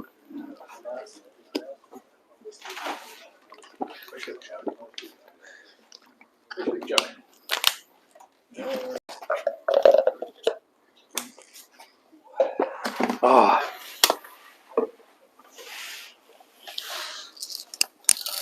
Let me have a look at it. Looking forward to your break.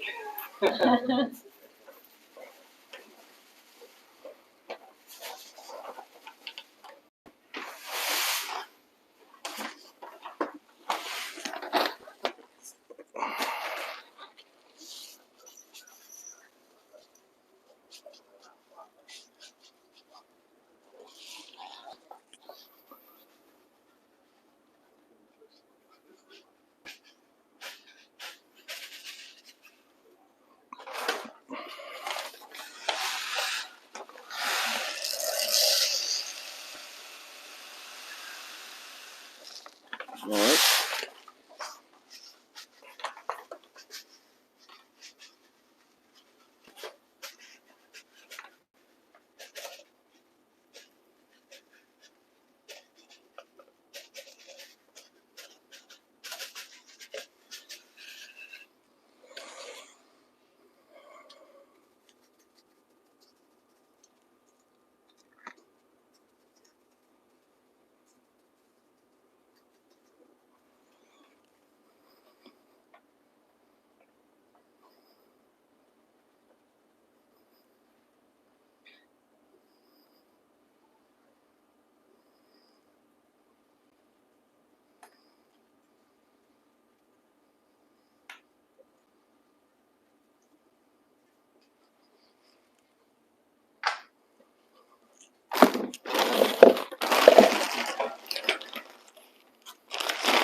Now, where do you think, guys, you need more detail with the small stones? Anybody have any idea?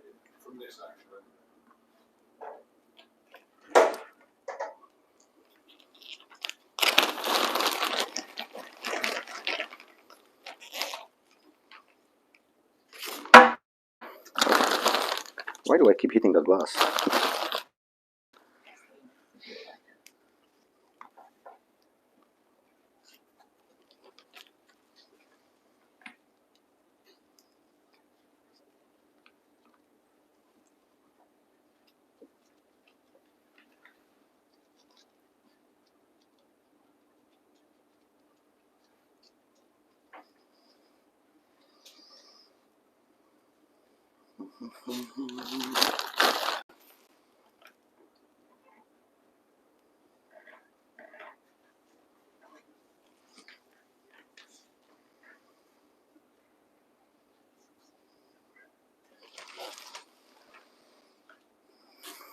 We have some pretty little stone there.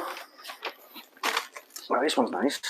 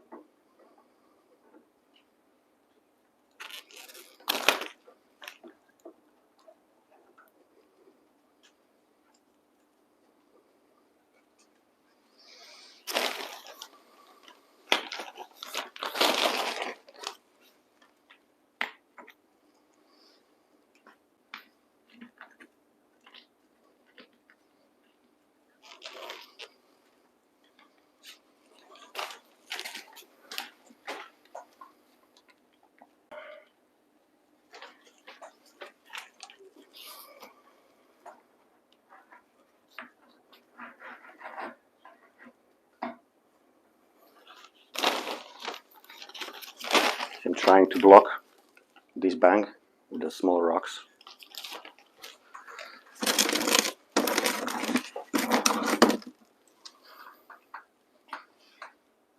Oh, this one is much nicer.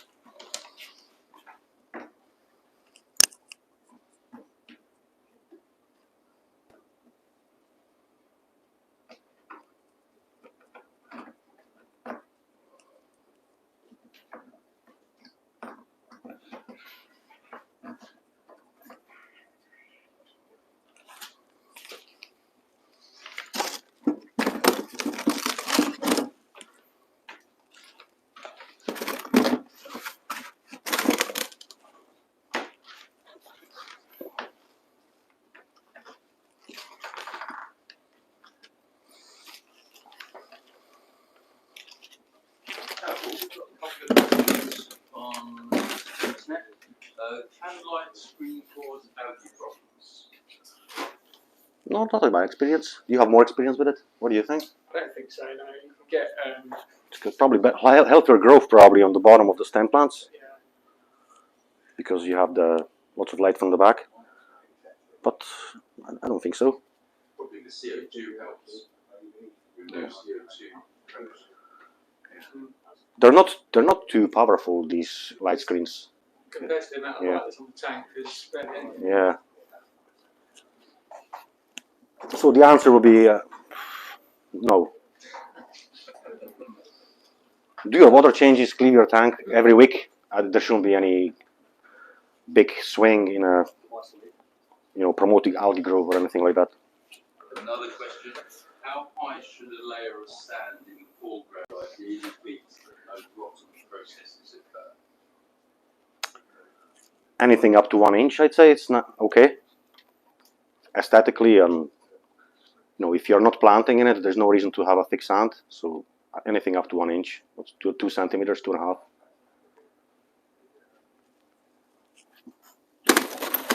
you replace them quite frequently anyway. Yeah. Because it's cheap and easy, quick. Looking for onion to secure the banks there a little bit more.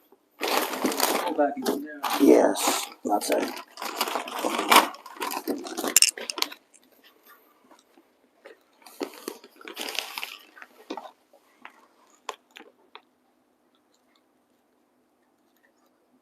That look more like, should be coarser, you reckon? It does look different to the other stuff, doesn't it, slightly? Do you want to add some of the other stuff? Check what it is, yes. I would like something a bit larger. Union black. Steve, do you want to go into the bag of the onion black? I don't think about that. Actually, that is Normal. yeah, please.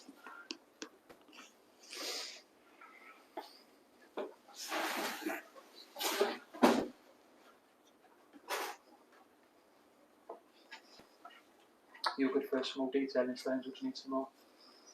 Yeah. Oh, I think it's fine. I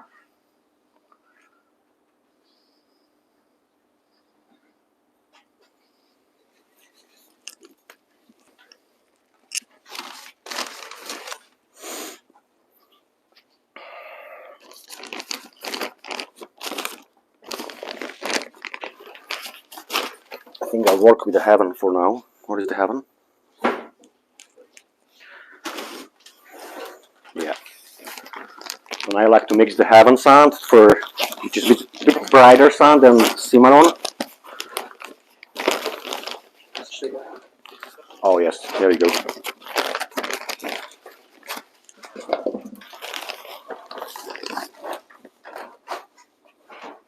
You can see the change of the color. I would like to use it just in the middle.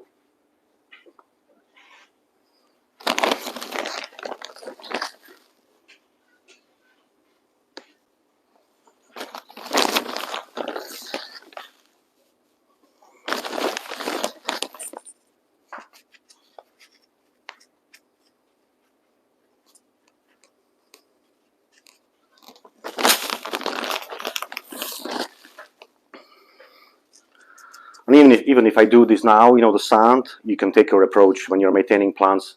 You can let it naturally overgrow. You can keep it green. Yeah.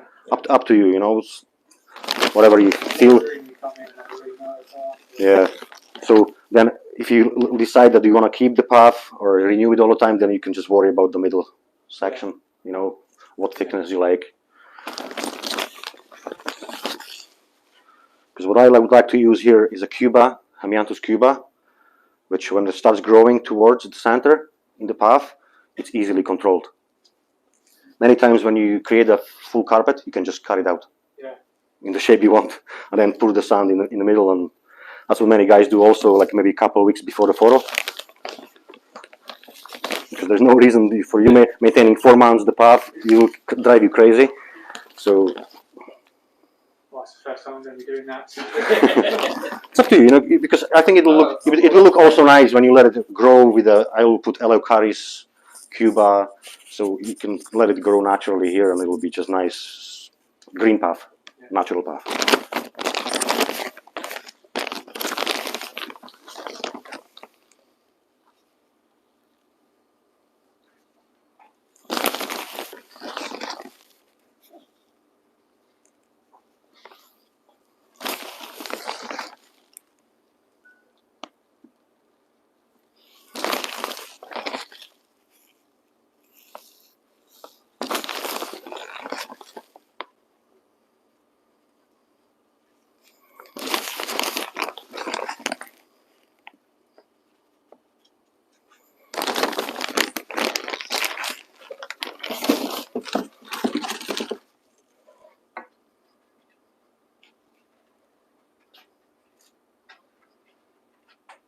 Just to mix it up a little bit.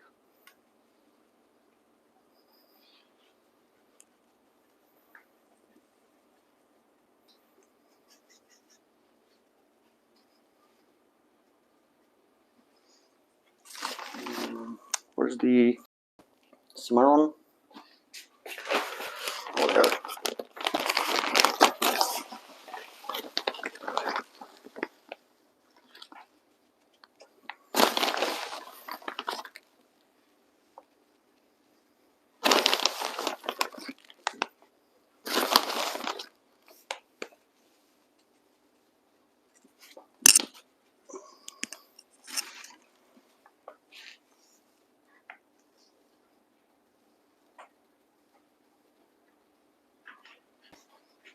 Because also what happens is after planting, when you flood the tank, some of the sand might actually disappear in the soil. So you might have to renew it.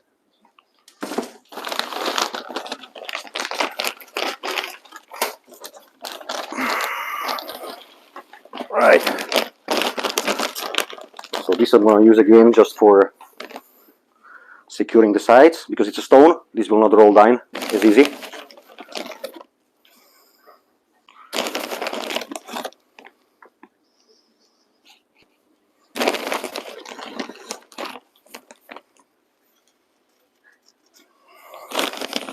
That works really well with the large stone, doesn't it? Yeah, yeah. Perfect. Perfect.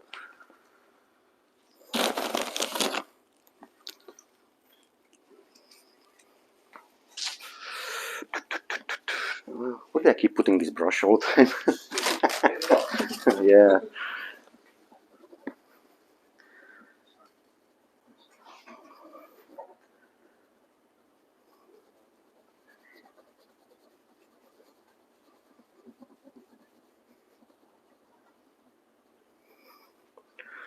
And also will work really well for creating any small details.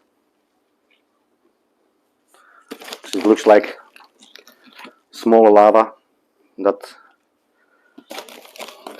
degraded from the big ones over the time. You can fill the gaps with that. Where you also think that there might be some soil coming forward, you can fill the gaps with that as well.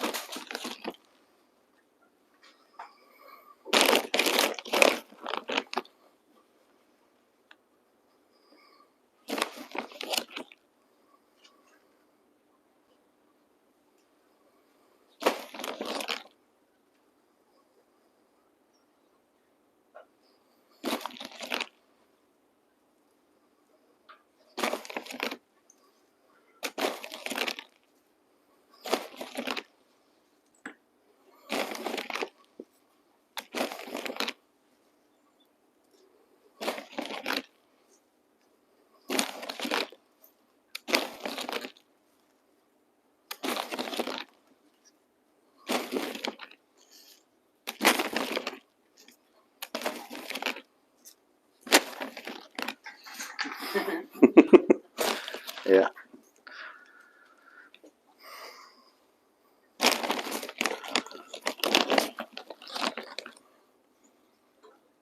I think that's it, guys. I don't think I'm gonna do much more to the hardscape. I think we'll take a break and then we'll finish planting after. Yeah, looks normal. Yeah. Brilliant.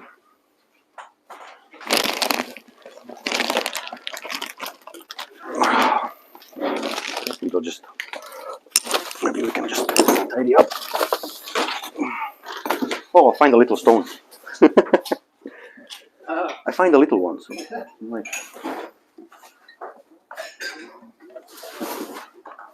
The texture of that, brilliant. I love the texture of that sand. Yeah, it's so much fun.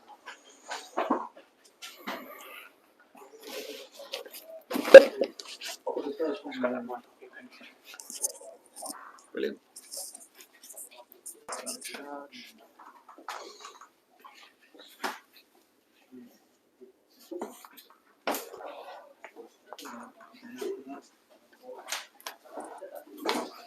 Okay, we're going to take a short 15-minute break, guys.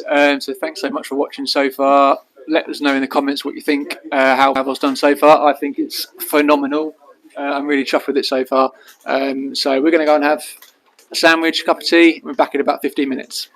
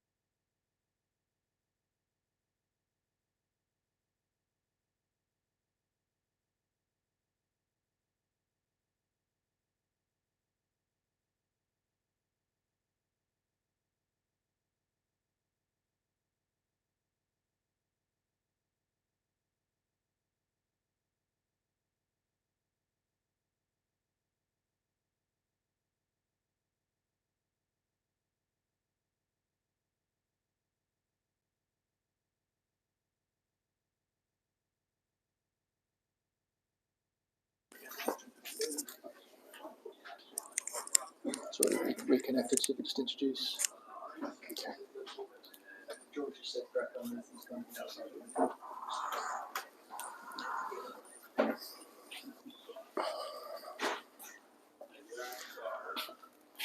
So let's start again, guys. Let's crack on with the planting. Add some life, color, texture, different size of leaves, and make it Brazilian. Yeah.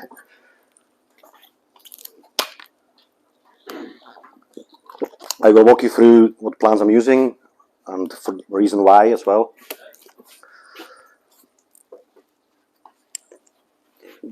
Do we have any prepared yet? Yeah. Yeah, perfect. Do you normally spray first or? Yeah. So I prefer planting in wet soil, not too wet, but also helps to remove some dust from the rocks. Can I have a bigger one? I know the last year there was a big with a pump, which never stopped on me. You know, just kept pumping. I didn't know what to do with it.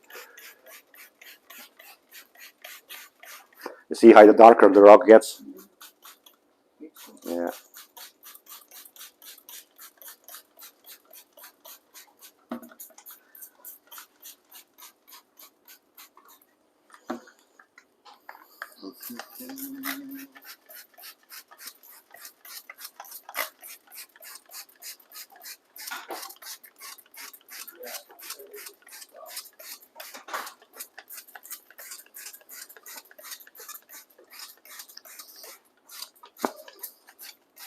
Here's what you ordered, Mr. Kulanda.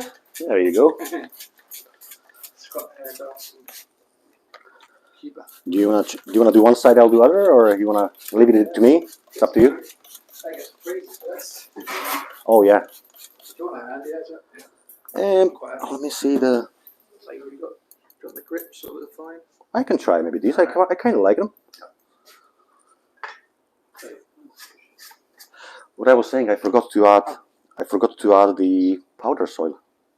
Yeah. But I think maybe at the back, it's not really needed, is it? It's probably going to fall anyway forward. Yeah. Because if you put more on, Yeah. Just not it. Then just let's keep it this way. Yeah. I'm good with that if you are.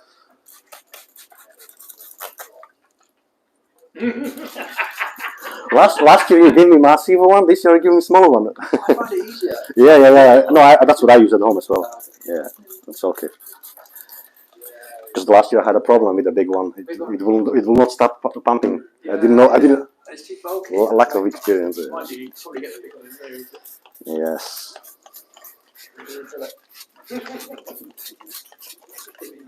Yeah, you can. Yeah.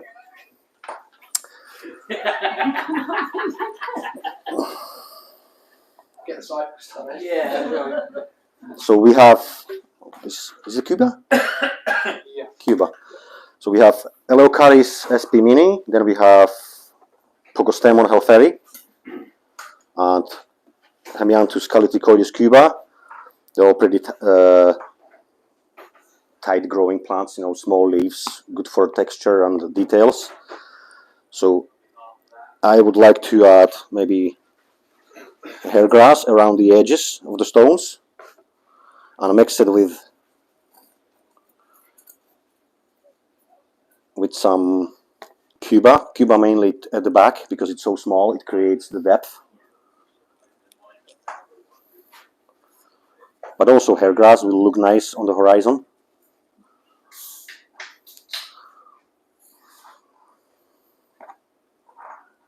Oh, these tweezers are actually deadly. I like it. Yeah. I've had those for donkeys used. They're good. First pair of tweezers. Very, very good. So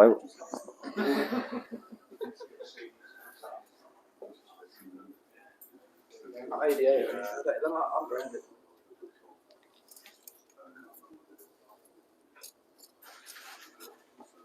good.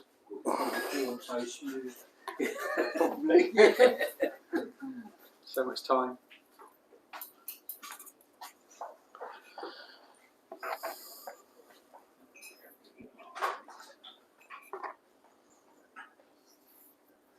So the hair grass will always look nice, just closer to the rocks.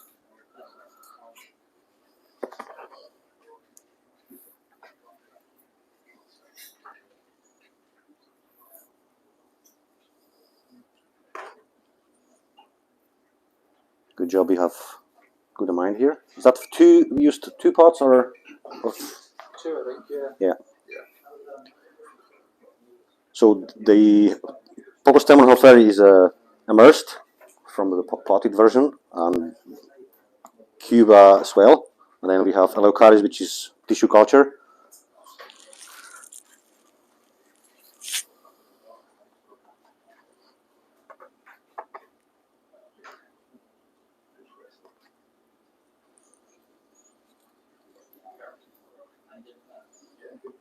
Yeah, so it's good to have a Dave here. He can assist with the spraying all the time when he feels like it's needed.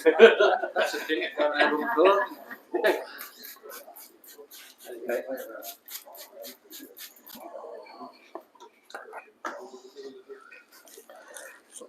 Can you tell the guys to get a couple more pots? Did you say 2 pots of Monte Carlo? Monte Carlo. Because if I want to start with Monte Carlo and then Halferi after. Yeah.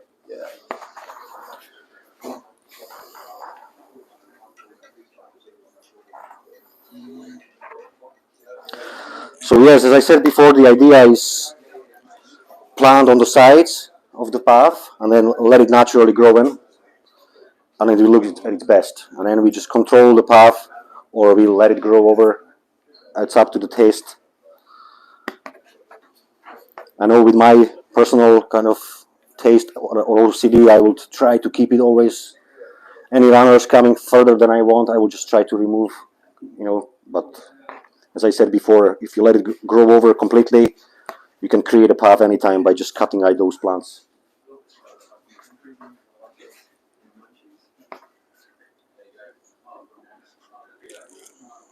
I wonder if I can maybe add some here. Yeah, there you go.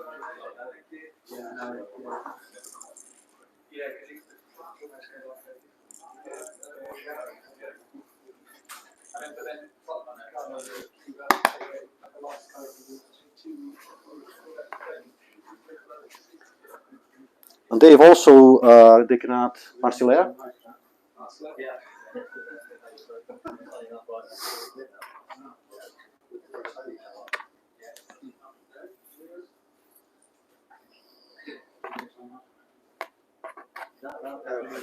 Monte Carlo and some Parva. Right. Do you want to try maybe to start with Monte Carlo on this side? Yeah. So the reason why I'm putting Monte Carlo here, because it will creep over the rocks and it will make this area stable, prevent any soil coming forward. Monte Carlo will spread quite fast, which is good. Yeah, you can start from behind the rock, just that area here. Easy to plant in that, or it's quite tough. Yeah. Then you can just move the little stones over. Yeah, good. It's not quite as soft as the soil, but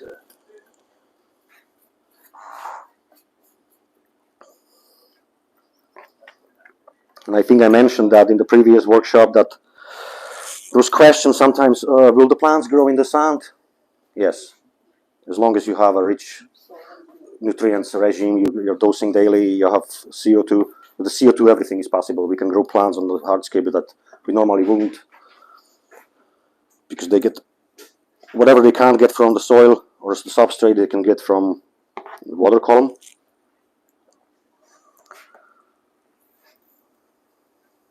We have to all thank the sparkling water. Is that how the CO2 idea came about? I think so, yeah. Takashi Mano was sitting in the bar. I was looking at the sparkling water. Nice. Was thinking how you... Light bulb moment. Yeah.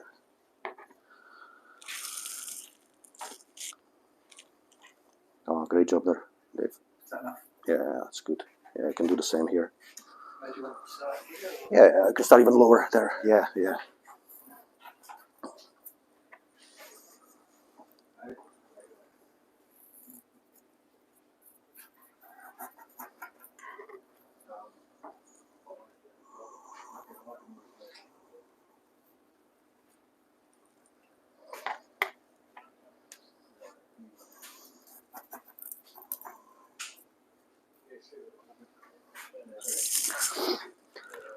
Now I'll start putting Pogostemon Halfari just behind as a transition plant, behind the Monte Carlo. Oh, it's not this. Yeah, all right.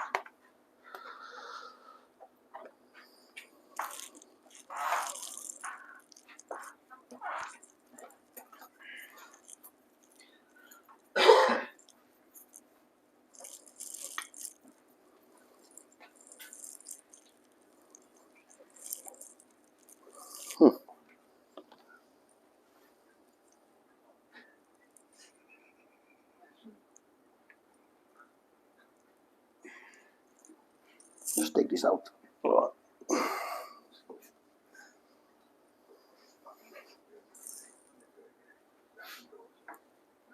how do I about the Monte Carlo?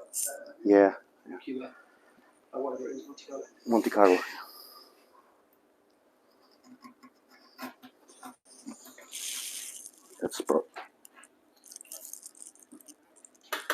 I find it quite tough to plant this one. It's not the easiest. Do you want these ones are good for it. Let's see if I can.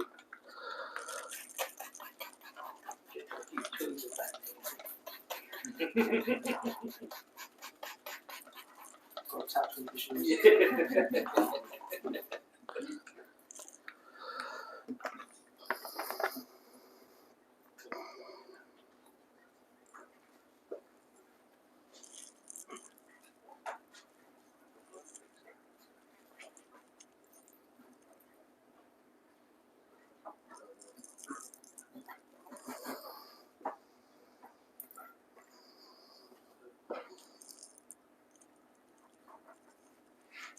That's good. How high am I going up? Sort of carrying on it. Yeah, you can put another one there if you manage. You know, sometimes the Halfari also can grow on the hardscape, or if you just wedged in. Yeah, so I'm not gonna go any higher than that on this side. You can put another one here. I find it tricky to plant with maybe these tweezers. I'm not sure.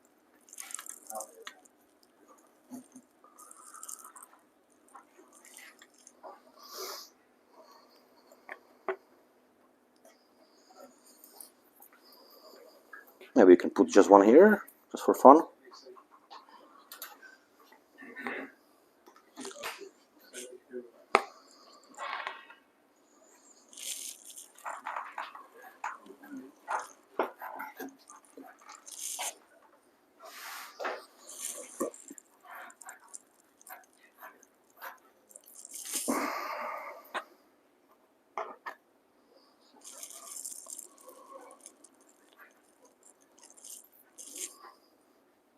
Oh, there is Liliopsis. Yeah. No, No, that's Parva. it's a Parva. Yeah, Yeah. yeah. Is that tissue culture too? Yeah, right. So we'll put some Parva as well in the foreground.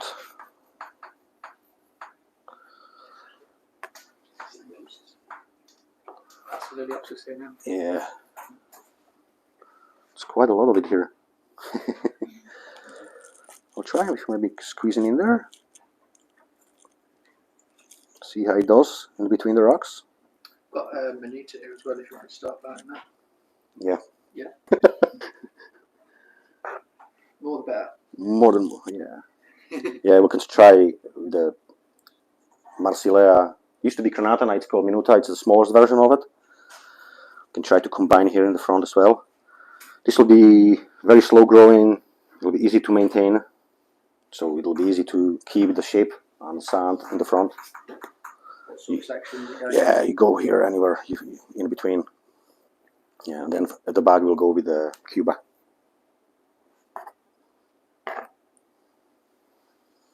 To create a nice contrast as well with the darker green color. Even when you think about planting, sometimes color-wise with your aquascape, maybe it's good. It looks good in my experience, if you go with the darker green shades. Let's say I will place lots of small anubias here in the shadow areas. We can put more Marsilea in the front. So they will go from darker green to brighter green, and then we'll have color at the end, you know, orangey reds. It's good to transition.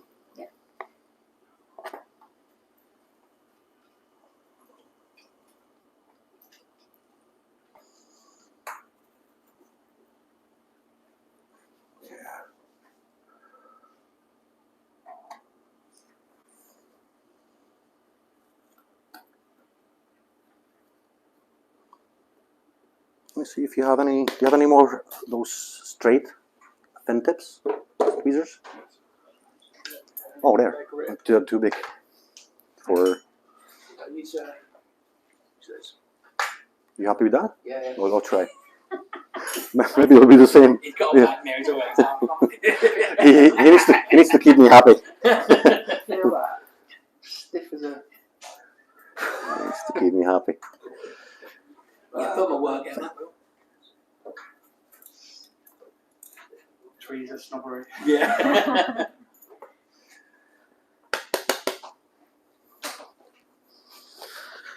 Oh, oh, there's more of that here. All right.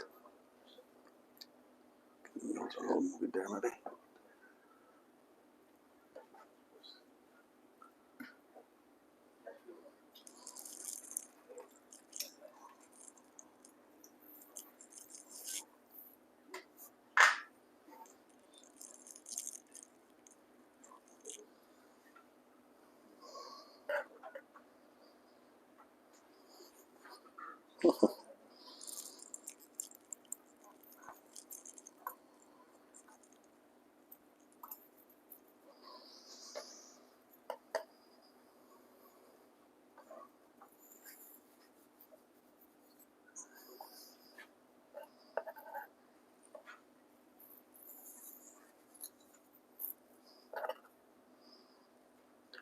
Oh, Q-Bug always goes on treat.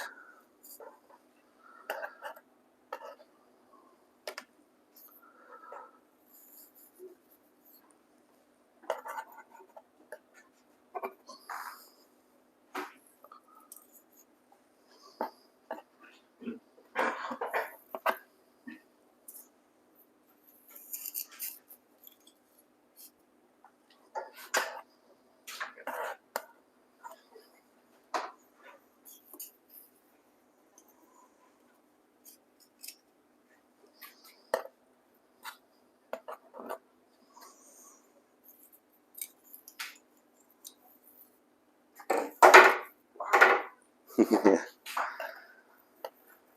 It's only 600 quid.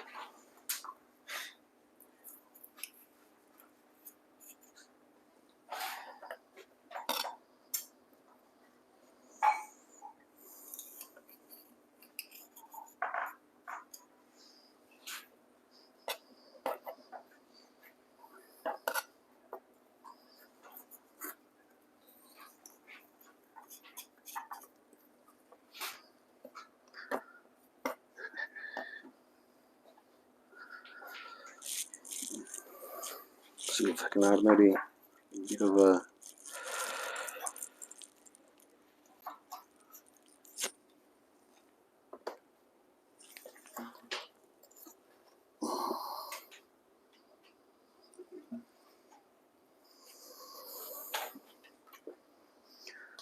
How about that? There you go, put something else there. Sure, go ahead. Good job.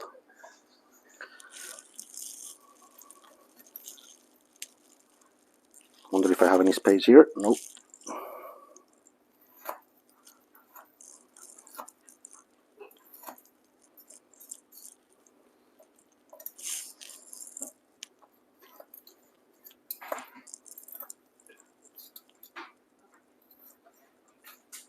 That didn't work well.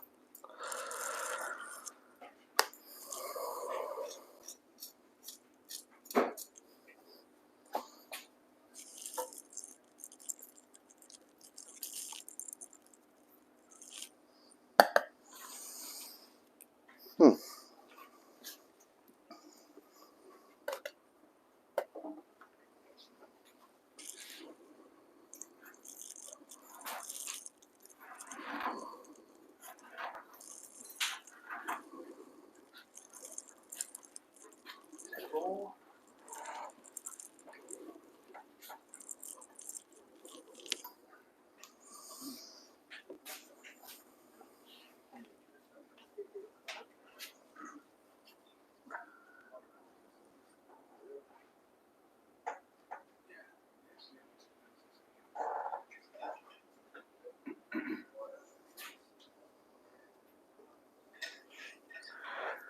Yeah, so I think the middle section is planted, at least the substrates, and the front as well.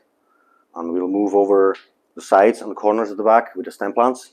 We'll go gradually from the smaller ones to the larger ones, or the ones that they grow a little bit higher. I think we should start with the Limnophila Vietnam Mini in here and here.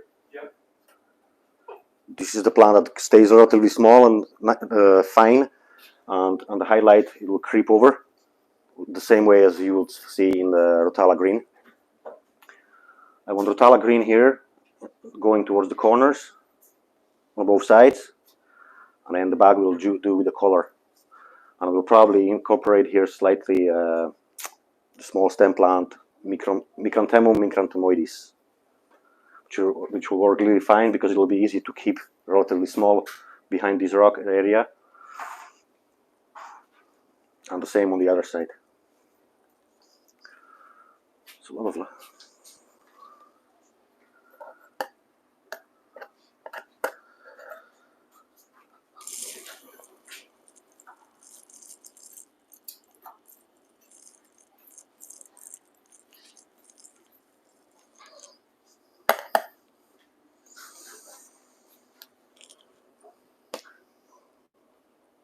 Any questions, guys? Nope.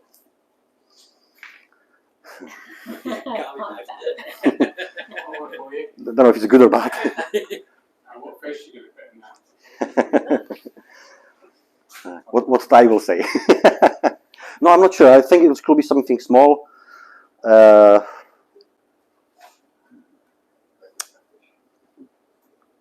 Rasbora hengeli or aspe. I think they're not shy, so they will fill this nicely and flow. They are very good schoolers as well. But maybe because Dave has already harlequins here, maybe something different. What do you think? Kubotai? Yeah. They actually will look nice against the rock. But they can be also shy at the beginning. Yeah, I found them to be quite bold. Maybe mix them with the tetrax to get the the green mix is nice. Good choice.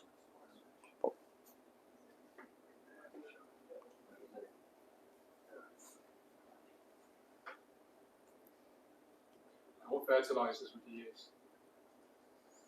Whatever Dave uses. He's gonna. If you're running out. If I was at home, yeah. I would use start with a potassium and micro first couple of weeks. Which the brand I use, they actually do that in one bottle, and then the second bottle is macro with magnesium, so it works pretty well. And after 2 weeks, I will start adding, when I see maybe some pale growth, I will start adding the macronutrients some more. What brand is that? Legend. I used to use Prodibio. It was the same content in the 2 bottles, which works fine. And yeah, or in my contest tank, the 120, I use Masterline, and they have. I always use all-in-one, but they have 3 different types of all-in-ones depending on how much the nitrogen content and the phosphates are in the bottle. Okay.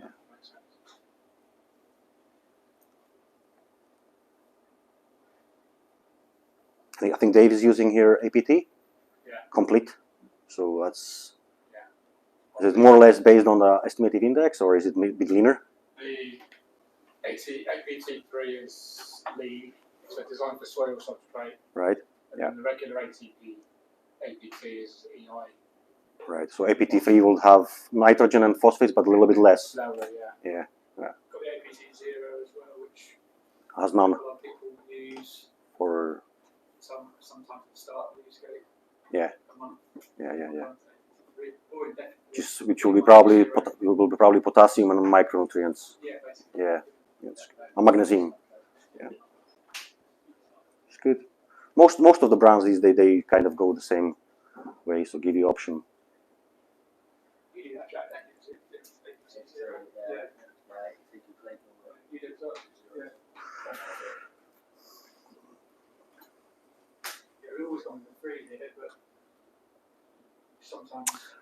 So are they?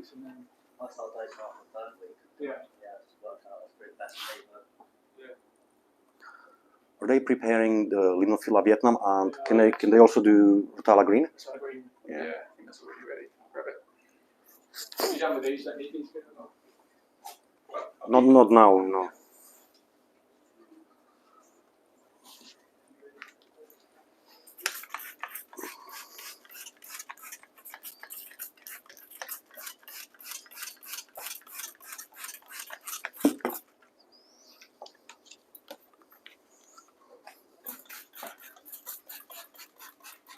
Pretty much.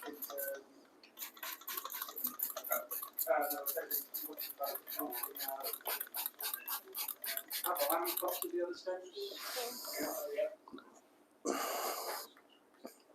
Let me see. I mean, this is Rotala Green there. All of it? Yeah, and that's Vietnam. That's enough for now, yeah. Okay. Yeah.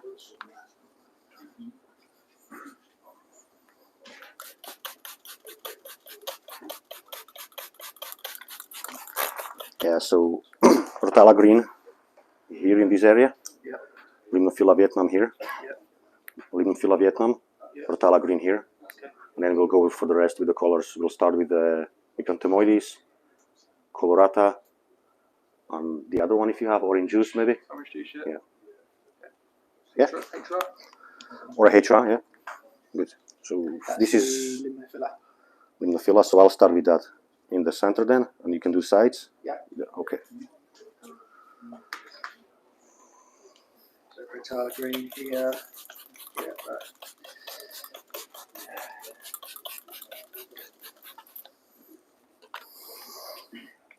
So Rotala Green and Limnophila Vietnam are kind of similar growth pattern, and they're both green color, but Rotala Green will be more like a vivid green, and Vietnam will be more paler, I think, and on the highlight you will get nice pinkish tips on it.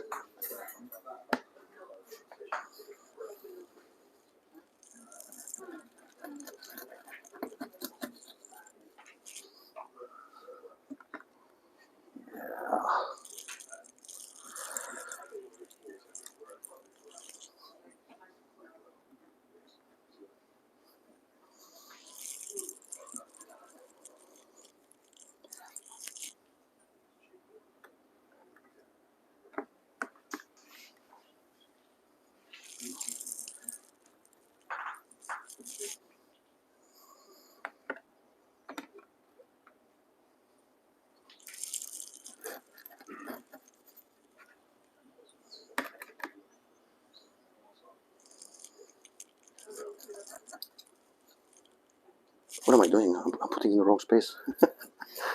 I started thinking, I was like, no, that's for Rotala Green. Get lost in the zone. Yeah.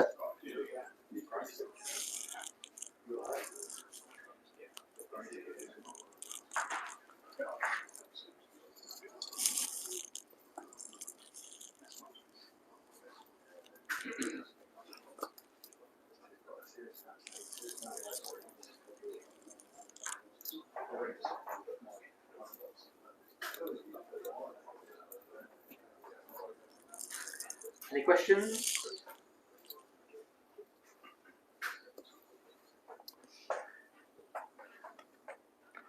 No. No. That's good. Light, how intense for the lighting? How intense? Intense, what power do you really like? I normally start with 50. I know they will go 100 Yeah. straight away. I will go 50 because I'm in no rush. And I don't, if I can, especially if I was using these lots of tissue culture plants, I would fill it and cycle it dark for 3 weeks at least. So I will avoid lots of water changes daily, and possibly maybe melting plants because of ammonia. And I kind of just prefer cycle it this way, then plant it where it's cycled. I don't have to do then. I will do probably water change every 3 days or 2 days for a first week instead of daily. And on the second week, I will do just maybe twice a week. The third week, just once. If everything goes well, which normally is. Yeah, that's mostly what we. Yeah, but 50% for first, I would say 50% for first couple of weeks at least. And increase slowly, 70 or 60 if I see everything's going fine. It's nothing wrong with going 100% if you are willing to do the work. It's easy for us to do that because we're here all the time, and then we can do those daily water changes. That's literally like MJ's scape. That's 5 weeks old, maybe 6 weeks old. They just had the light on full blast straight away. Daily water changes for like 2 weeks. Had a bit of diatoms bloom because of the light, but we know it's going to burn out pretty quick as long as the plant grows really good. So it's kind of like putting yourself in sixth gear straight away. And then you get to that point a lot quicker. You just put up with a bit of algae for a week, basically. But it's quite difficult for most people to do that because you're not there all the time. We normally recommend start at 50%, just like Pavol said.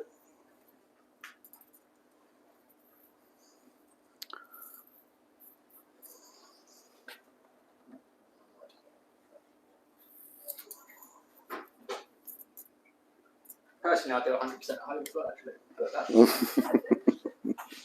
because I've seen. I'm kind of old school. Yeah. Yeah. I used to do it even here in the shop. I used to do 50% and work the way up. And then one day I just thought, oh, I wonder what happens if I put it on 100% and crack on. It's Another technique I do is sometimes I'll turn the light off for a couple of days. So if you're doing like 100% light, give it a bit of a break.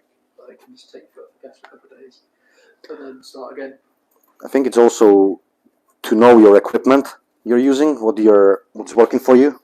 Like let's say if you're using the one light type of fertilizer for I don't know couple of years, 3 years, you've created few scapes with it already. You know what to expect. Just go with that. Or I kind of if you're familiar with some procedure or startup whether it works for you, just follow that. No need to change.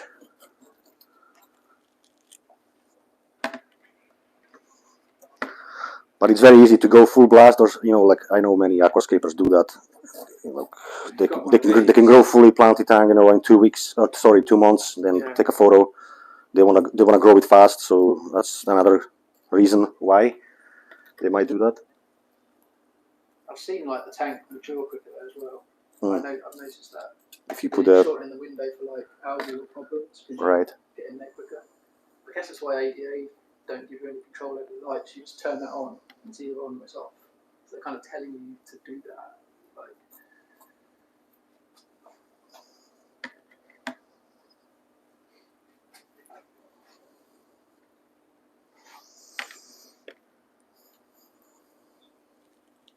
but if you do that, it's got to be done a certain way. You've got to have heavy planting. Yeah. Got to have CO2. Got to do massive water changes. You've got to throw everything you've got at it. There's only one way you're going to do that. There's no point, having 2 plants in there and it's just going to put 100% intensity. Yeah. Yeah, that's not going to work.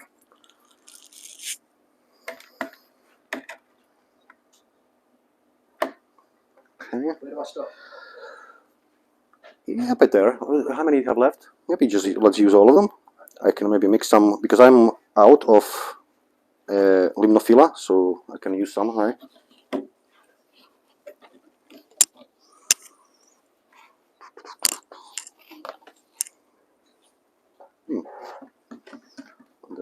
Can maybe share here. Is that handy for you? Yeah, perfect.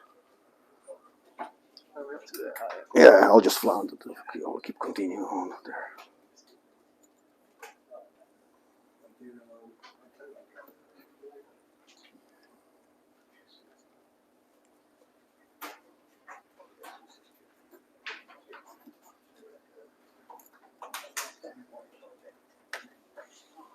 Has anyone seen those old ADA videos where they have like the Webmacusa, and they just literally like a tray of the Webmacusa plants, they just go bosh bosh bosh bosh bosh in the background. Oh yeah. That's how you do. That's what we need. Yeah, but that's how. Yeah. But there's so much plant matter in each of those little Webmacusas. And they're all mixed. It's a system, isn't it? Yeah. It's just plant mass right from the start. But again, they're telling you something. They're telling you, you need a lot of plants. You're going to use their lights.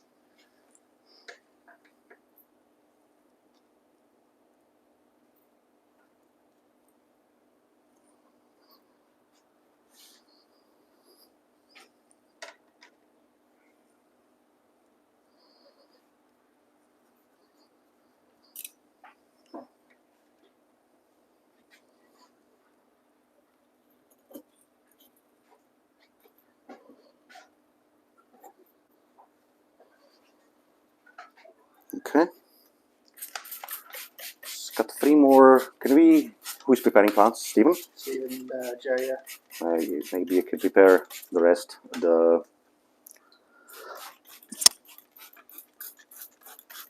Is it Hemianthus now or Micranthemoides? Micranthemum? Hemianthus, Micranthemoides. Hemianthus. Is that right? Was it? Yeah. Micranthemoides. It used to be Micranthemum. Yeah. So we can have that, and Rotella colorata, Rotella hydra, and that's it. I think we'll go 3 on each side, 3 species at the back. Let's do it. Because hydra you have in tissue culture as well. Yeah. The only one that's not is the orange. Orange juice, yes. So we'll stick with all the tissue culture.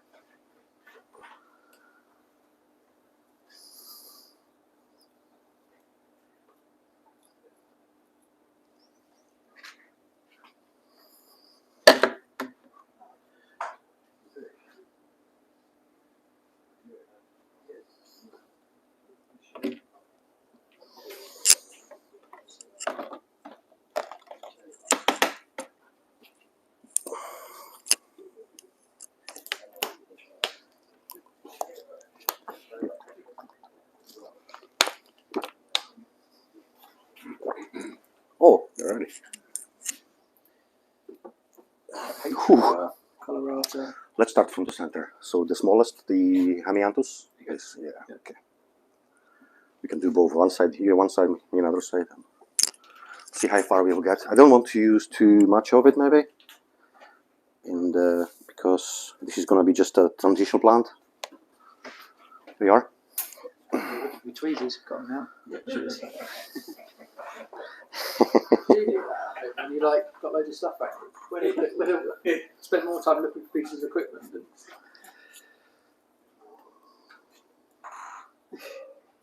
Definitely got tweezer issues. Yeah. Got a lot of issues. Yeah. Everybody else. Oh, not just me. No, I thought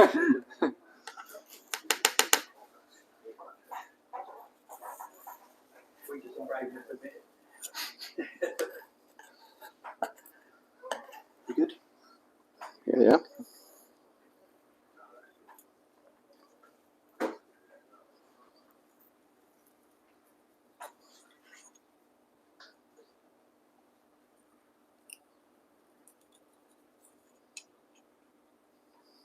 I think I will put some here behind as well. Might look nice there. Where's my day to here? Yeah. Should I do it onto the sand little stop where the. Yeah, you can start from here even. Cool. Yeah. What's that, your planting title? I missed it. Hemianthus micranthemoides, also known as pearlweed. Common name. Bit easier. Must be probably one of the smallest stem plants, is it? Yeah, I would say. Sure it is, yeah. It's like the same size as Hemianthus cuba. It's like a stem version of cuba.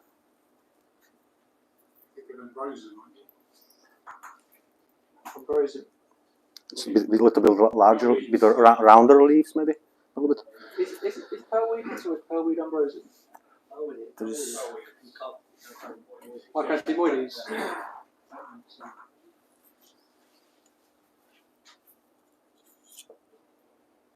Yeah, that's This is pearlweed. That's Lycanthemum. Lycanthemum, yeah. And rosin looks like H. Yeah, it looks like looks H. like Looks like HC a little bit. It also Ambrosian looks like Monte Carlo. Yeah, it's like the stem version of Monte Carlo. Yeah, Ambrosian's in MJ scape. Yeah, it's got a bit of diatoms at the moment, but that'll out.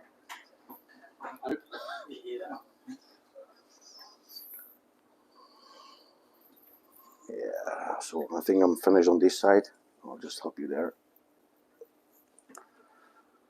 You may as well use all of it.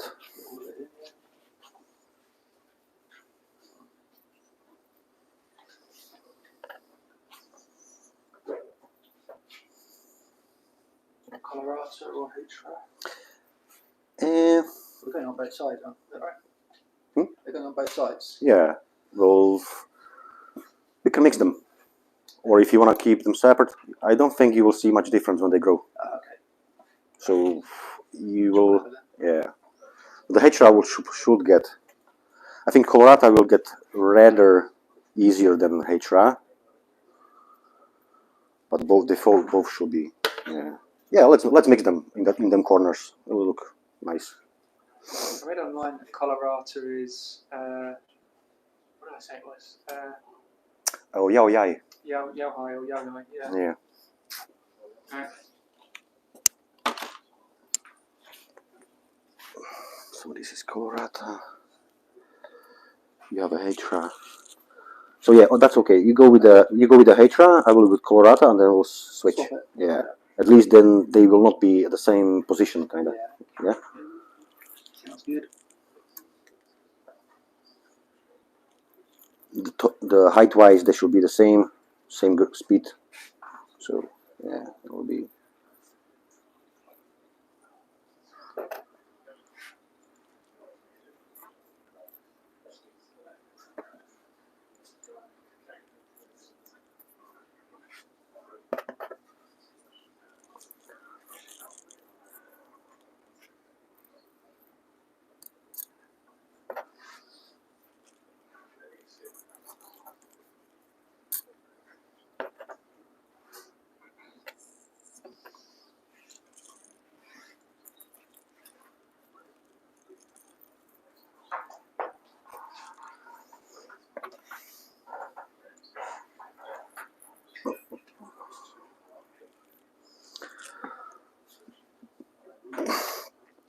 So they're preparing the rest now. The what do we go for? Just epiphytes? Yeah, we've got Livius Bonsai, I think. Bonsai, then mini coin, and small busis. Or maybe I can use some from. Yeah. There's Lamandu. I think there's a small one in that. I kind of forgot about those. Yeah, because you can use those small anubias as well. Right, you want to switch now? Maybe try see how far you get with this. Yeah.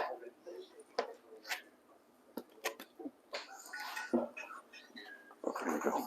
Oh, sorry. You wanted to see it, or did you want to just? Right to the end. Yeah. See how far we get. If you maybe need to get another pot, we'll see. Doesn't matter watch type. I think I will have plenty here. So if you need any more there, oh.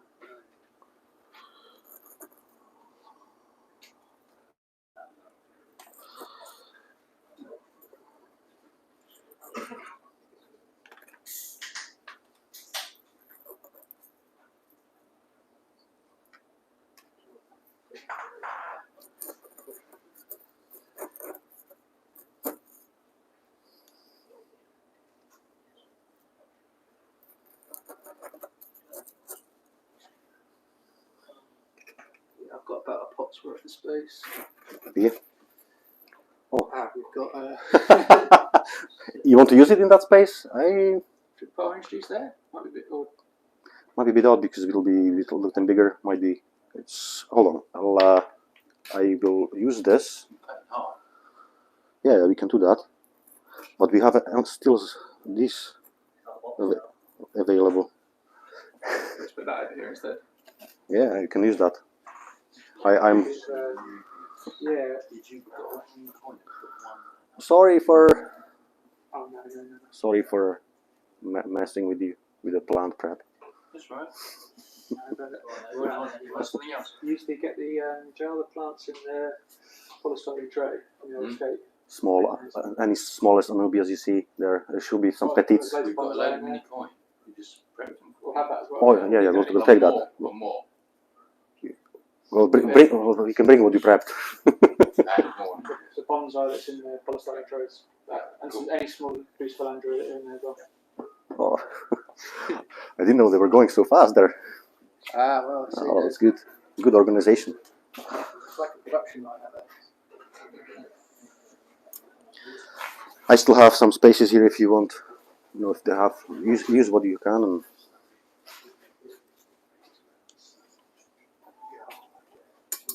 Should be able to get all this in there, to be honest. It'll be fine.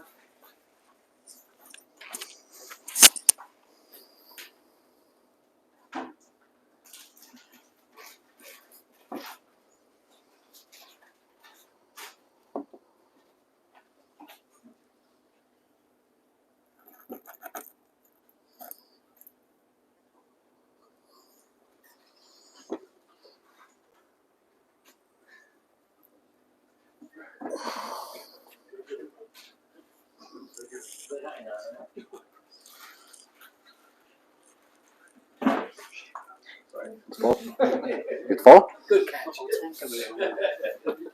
Oh, I'll take this one. There should be a kitchen towel somewhere here. Wake you up. Yeah. Right. Yeah, I'll go and grab Yeah. Let's. See all these areas here to cover. Yeah, there's loads. Yeah. Smaller the better. So.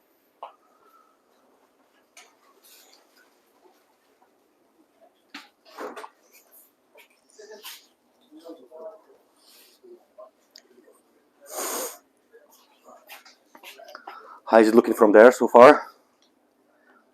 It's when you're using tissue culture, you're losing the impact of initial planting. So if I was doing workshop, I would like to use maybe all the stem plants like those immersed, because you can plant really densely and it looks really lush from the beginning. But I don't like to mix tissue culture and immersed, because I think immersed can actually overpower this when it starts growing faster. This will take time a little bit. You know, there are small baby plants. But after 2 weeks, if everything goes well, this is going to be nice and thick. Maybe that height. What do you reckon? 2 weeks time, maybe this will look nice and Yeah. like nice and bushy, but still quite low. Yeah. Third week trim, maybe. Right. So this is the mini coin. I will try to place it more towards back. Got needle leaf as well here. Yeah. What should I do with that? Yeah. Try and yeah, you can try as well. You know, if you see some areas, I think needle leaf will look nice here between these rocks, because it can tolerate sun, light. Light.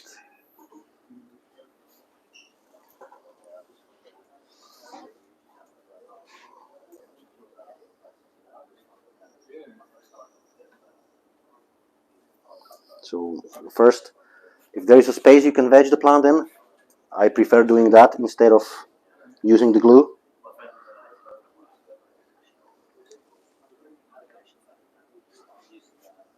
What do you reckon here, maybe? It'll look too much light? Yeah, maybe go with nose down that. Yeah, maybe put that there instead. Yeah, go on. Maybe, bang under the light. Yeah, go on. We can do this side. That bit, Yeah. Yeah, needle leaf likes being bright.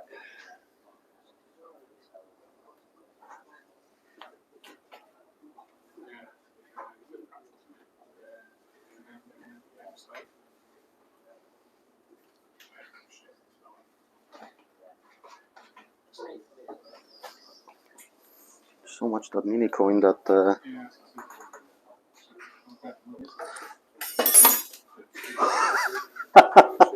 Sorry. Yeah, it's. I'm going to go, mate. Thanks so much. Thanks for coming, George. I might see you later. Cheers, All right. There's George. Cheers, Josh. Eating it probably. It took all. Yes, more. Sorry. Good, good. Yeah. I think they should. I hope they're not preparing any more plants, because all we need is then maybe some larger anubias, like Petit and Ricardia.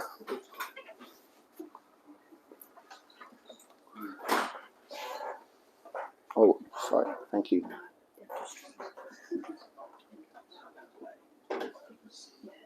Yeah, they've stopped. Yeah, good.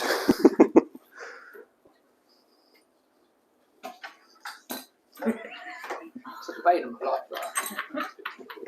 right? We don't need that anyway there, so I'll just It's always I'll put it here. here. That's it. Nothing's there now, so it's all You can good. see how well it's made now, can't you? It is solid. Really, really solid. Actually, it's almost like home engineered. Almost, you know, it's going to last. Until they deliver it to you, you realise how heavy that is. Too people to get it down. It's got one hole in it. Compared to a twin star so lightweight. It's all got the heat extraction. Yeah, there is also radiator, I think they call it, that actually does that process, and then the heavy cover, the casing. Yeah. Basically trying to take the heat out of LEDs outside of towards the casing and out. So if you touch the light and you feel it's like it's hot, it's a good sign.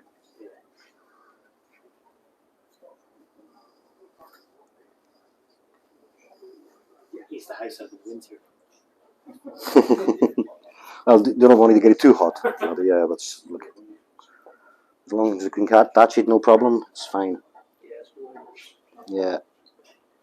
Do you ever use the glue when you put it in? Yeah, I might use some here. If I use those larger, I won't put larger anubias here, because I don't think these might.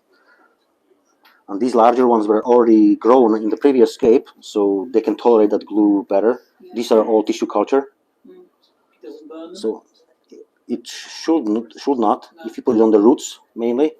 But I experience, especially with the tissue culture, if you put the super glue on the plant, it might burn it.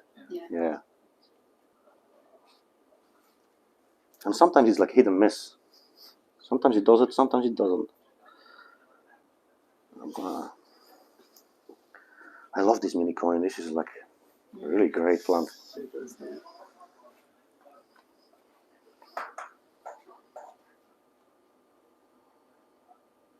That will not probably hold anywhere. So I think if you go at the back and see what here, maybe I can put this larger, there, here, and that's it. Then we'll just go with a few bits of Ricardia on some side. On the top here, it will look nice. Some smaller pieces. Okay, so Ricardia and biggest sponsor.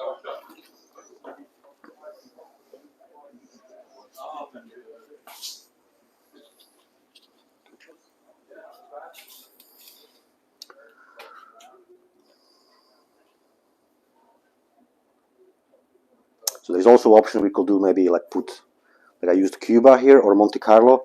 That'll be very easy. Just if you have a potted version, put it in here, and it will start creeping all over the rock. But in this case, I'd like to keep it simple, not overgrown, because these rocks look nice. There's going to be lots of plants at the back. It's going to be lush. Ooh. That's not the size I was hoping for. Well, yeah, we'll take some clippings of it. Oh dear. Yeah. What else? Let me see. This was straight out your old tank. Clean the whistle, it's so nice. Yeah. Look, yeah. This is should be the Caesar here.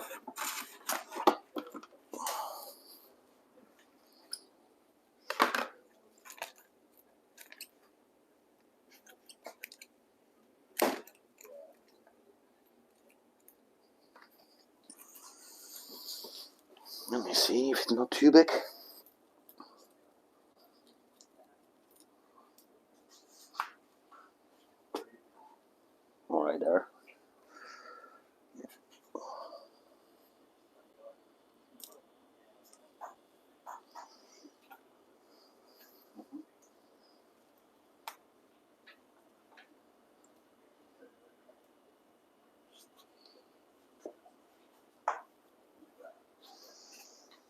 Perfect.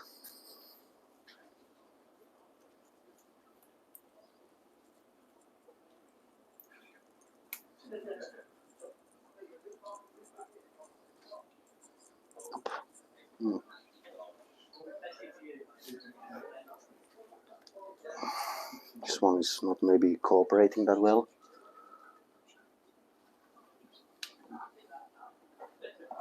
Nicer one. Dave, when you're breaking up the nucleus, is there any point where you break it? Snap it basically. Yeah. I think as long as it's got at least 3 leaves, let's say, because if you snap it, you need some leaves to regenerate and put it inside. So, but generally, I'll just grab a rice and snap it in half and get scissors if you want. They're quite resilient, really. They're mature ingredients as well. So, anyone have any previous melt from new pots before? Like any previous ones like that? I did. Yeah. Often you get some from new pots where you get the previous melt. Maybe we'll have to glue some in this area because there is no grabbing point, but they're too big, I think. Still, you know. Oh. Yeah.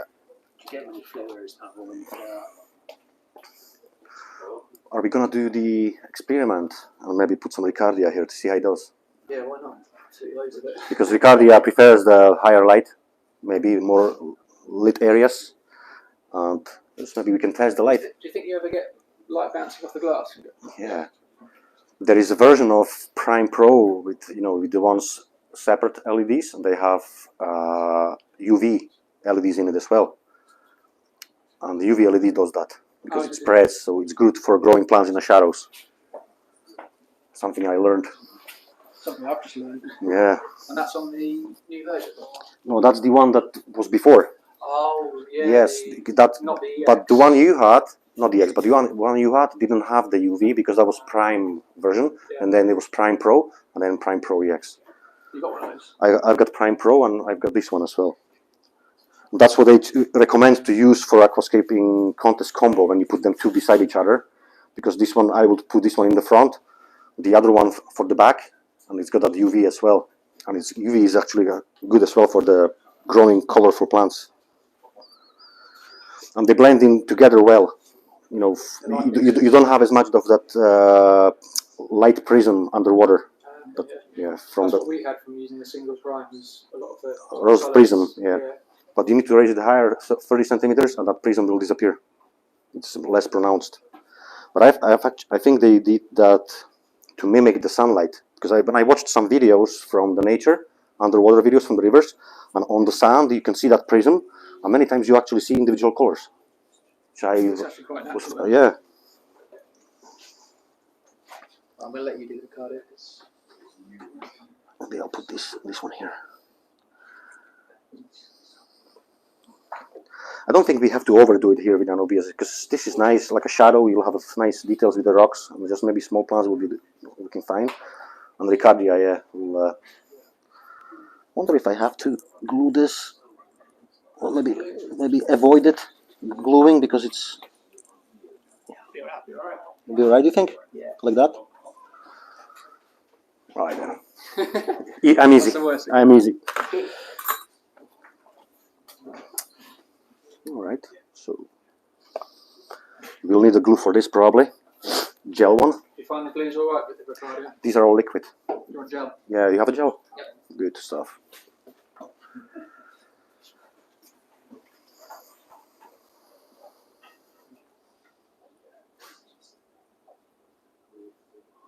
Or maybe not.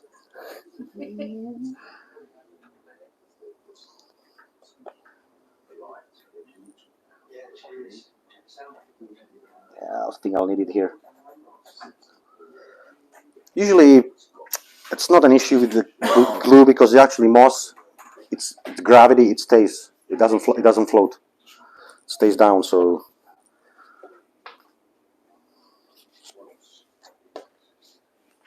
Oh, great. Maybe is that pierced? Dave pierced it. Yeah, it is.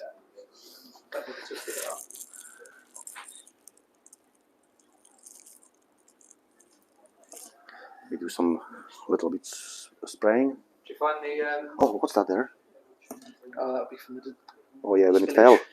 Did you find the Ricardia? Is it okay with the glue? Yeah, I think especially when it's mature like this, it shouldn't be a problem. Oh, you have a fissidance here too. Oh, You want to try that? why not? That wasn't in the plan, but I think it looked great round. Well, Maybe here. yeah, because you get a little like ball of it. Let me see if I can maybe just wedge that in this gap here. What moss is that? Fissidance, Fontanus.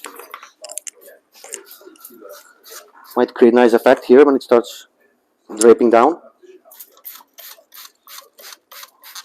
This is this Fontanus comes from Denelay. We don't get it very often, so if you want it, and we've got it in stock, get it. It's quite hard to get hold of. Tropica stopped doing it for some reason, I don't know why.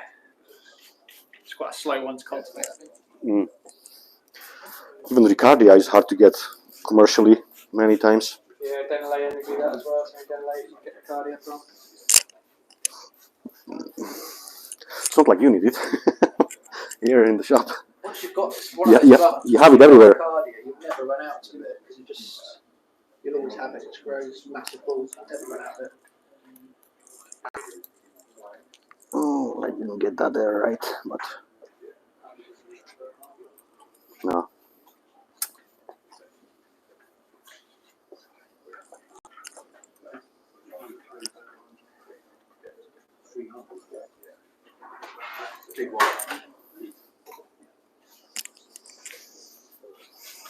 Where else I could put it, you think? Maybe just try the big chunk of that and maybe here? Maybe you can put it on like, so you don't lose the face of the rock. You can put it on the top. Maybe there? Yeah. I'll just glue that. And you'll see like a sort of mound on it on top of the rock.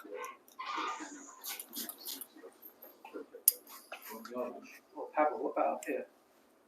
Oh, In the distance as well. it's already glued. Awesome, Ricardia. Oh yeah. So guys, we are just finishing off the details with the Ricardia, and after that this should be pretty done. Oh, there is lots of nice Cuba as well.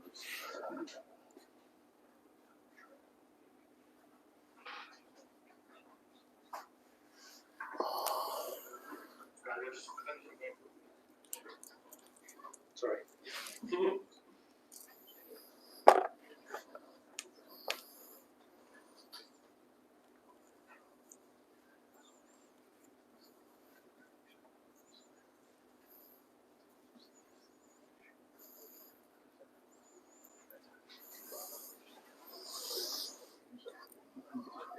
Oh yeah.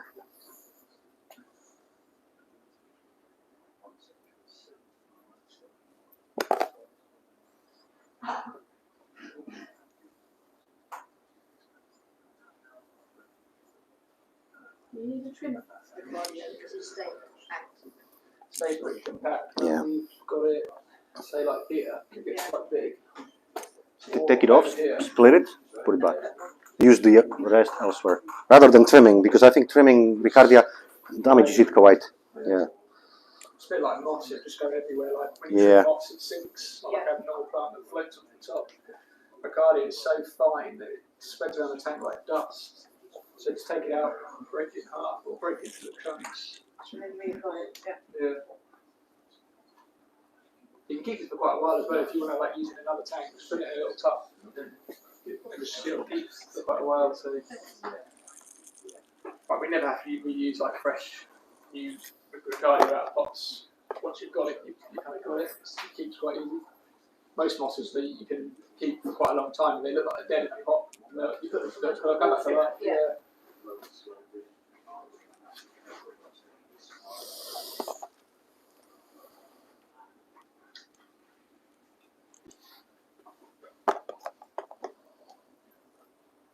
Let's see what it does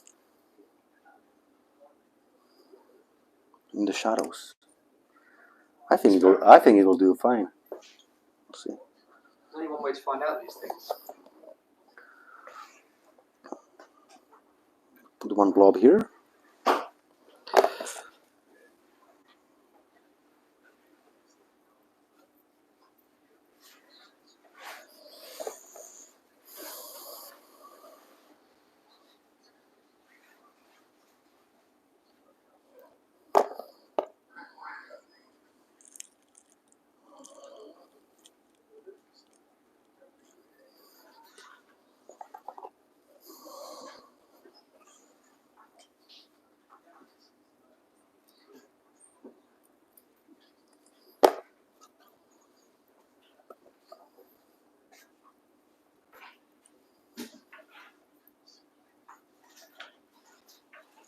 Let me check.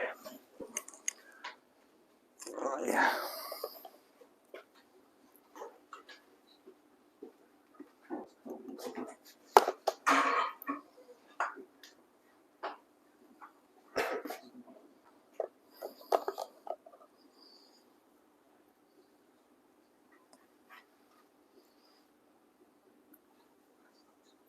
I like the word that Jeff Senskay uses to do this when he starts planting his tanks. And I've empty fish tanks video called it greening. I'm gonna green it. He spent, I think, more focus with him is the hardscape and the composition, and then he screens it. Greens what he says. Oh, great. Yeah. Chuck a load of green in there. See what happens. Yeah, it focuses on the composition and layout.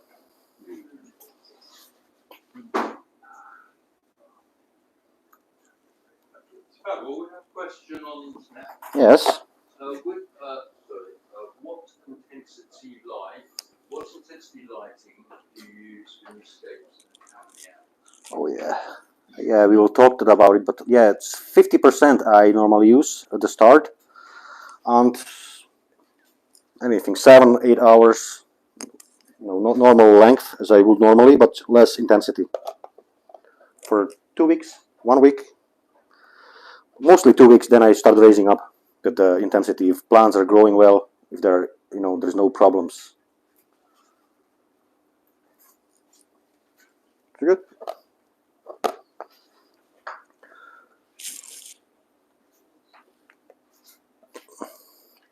And many times, like let's say the same tank I have at home with the same light I'm using, because of the plants I'm using, I'm only using 70% for the last 10 months. Everything is growing fine. Ricardia is growing in the shadows as well.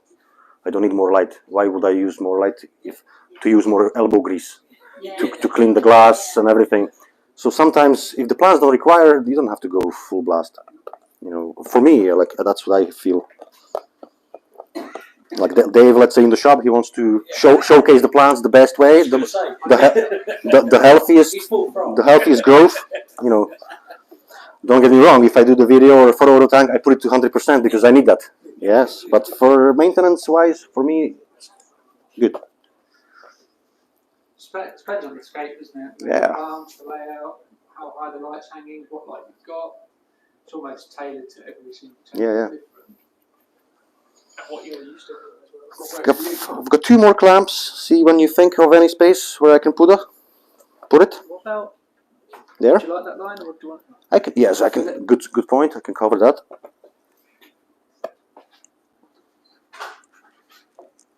Okay, there's my contribution. It helped a lot. It's always a different eye view to the thing. Maybe put another one here. Ricardia is great for that. If you have gaps, you just dredge them. You feel like you feel like you're damaging plant, but you're actually breaking it into smaller, tiny pieces, and then they will start growing and touching itself. I think there's a technique that the Mano developed, kind of thing. He's saying that you're supposed to rub the moss on the rock, and it will find its pores in the weak crevices, especially like lava rock. You just rub it, and then whatever falls, floats, whatever. But then it starts growing some the small, tiny spores naturally. Another piece, last one. Oh, there's another one here. Yeah. There? Okay.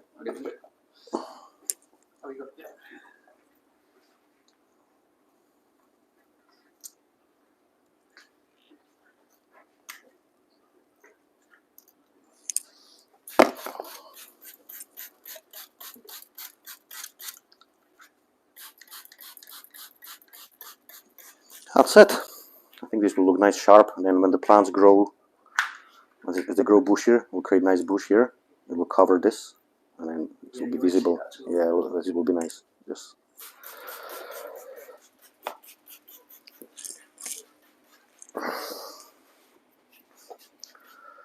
So yeah, I think that's it.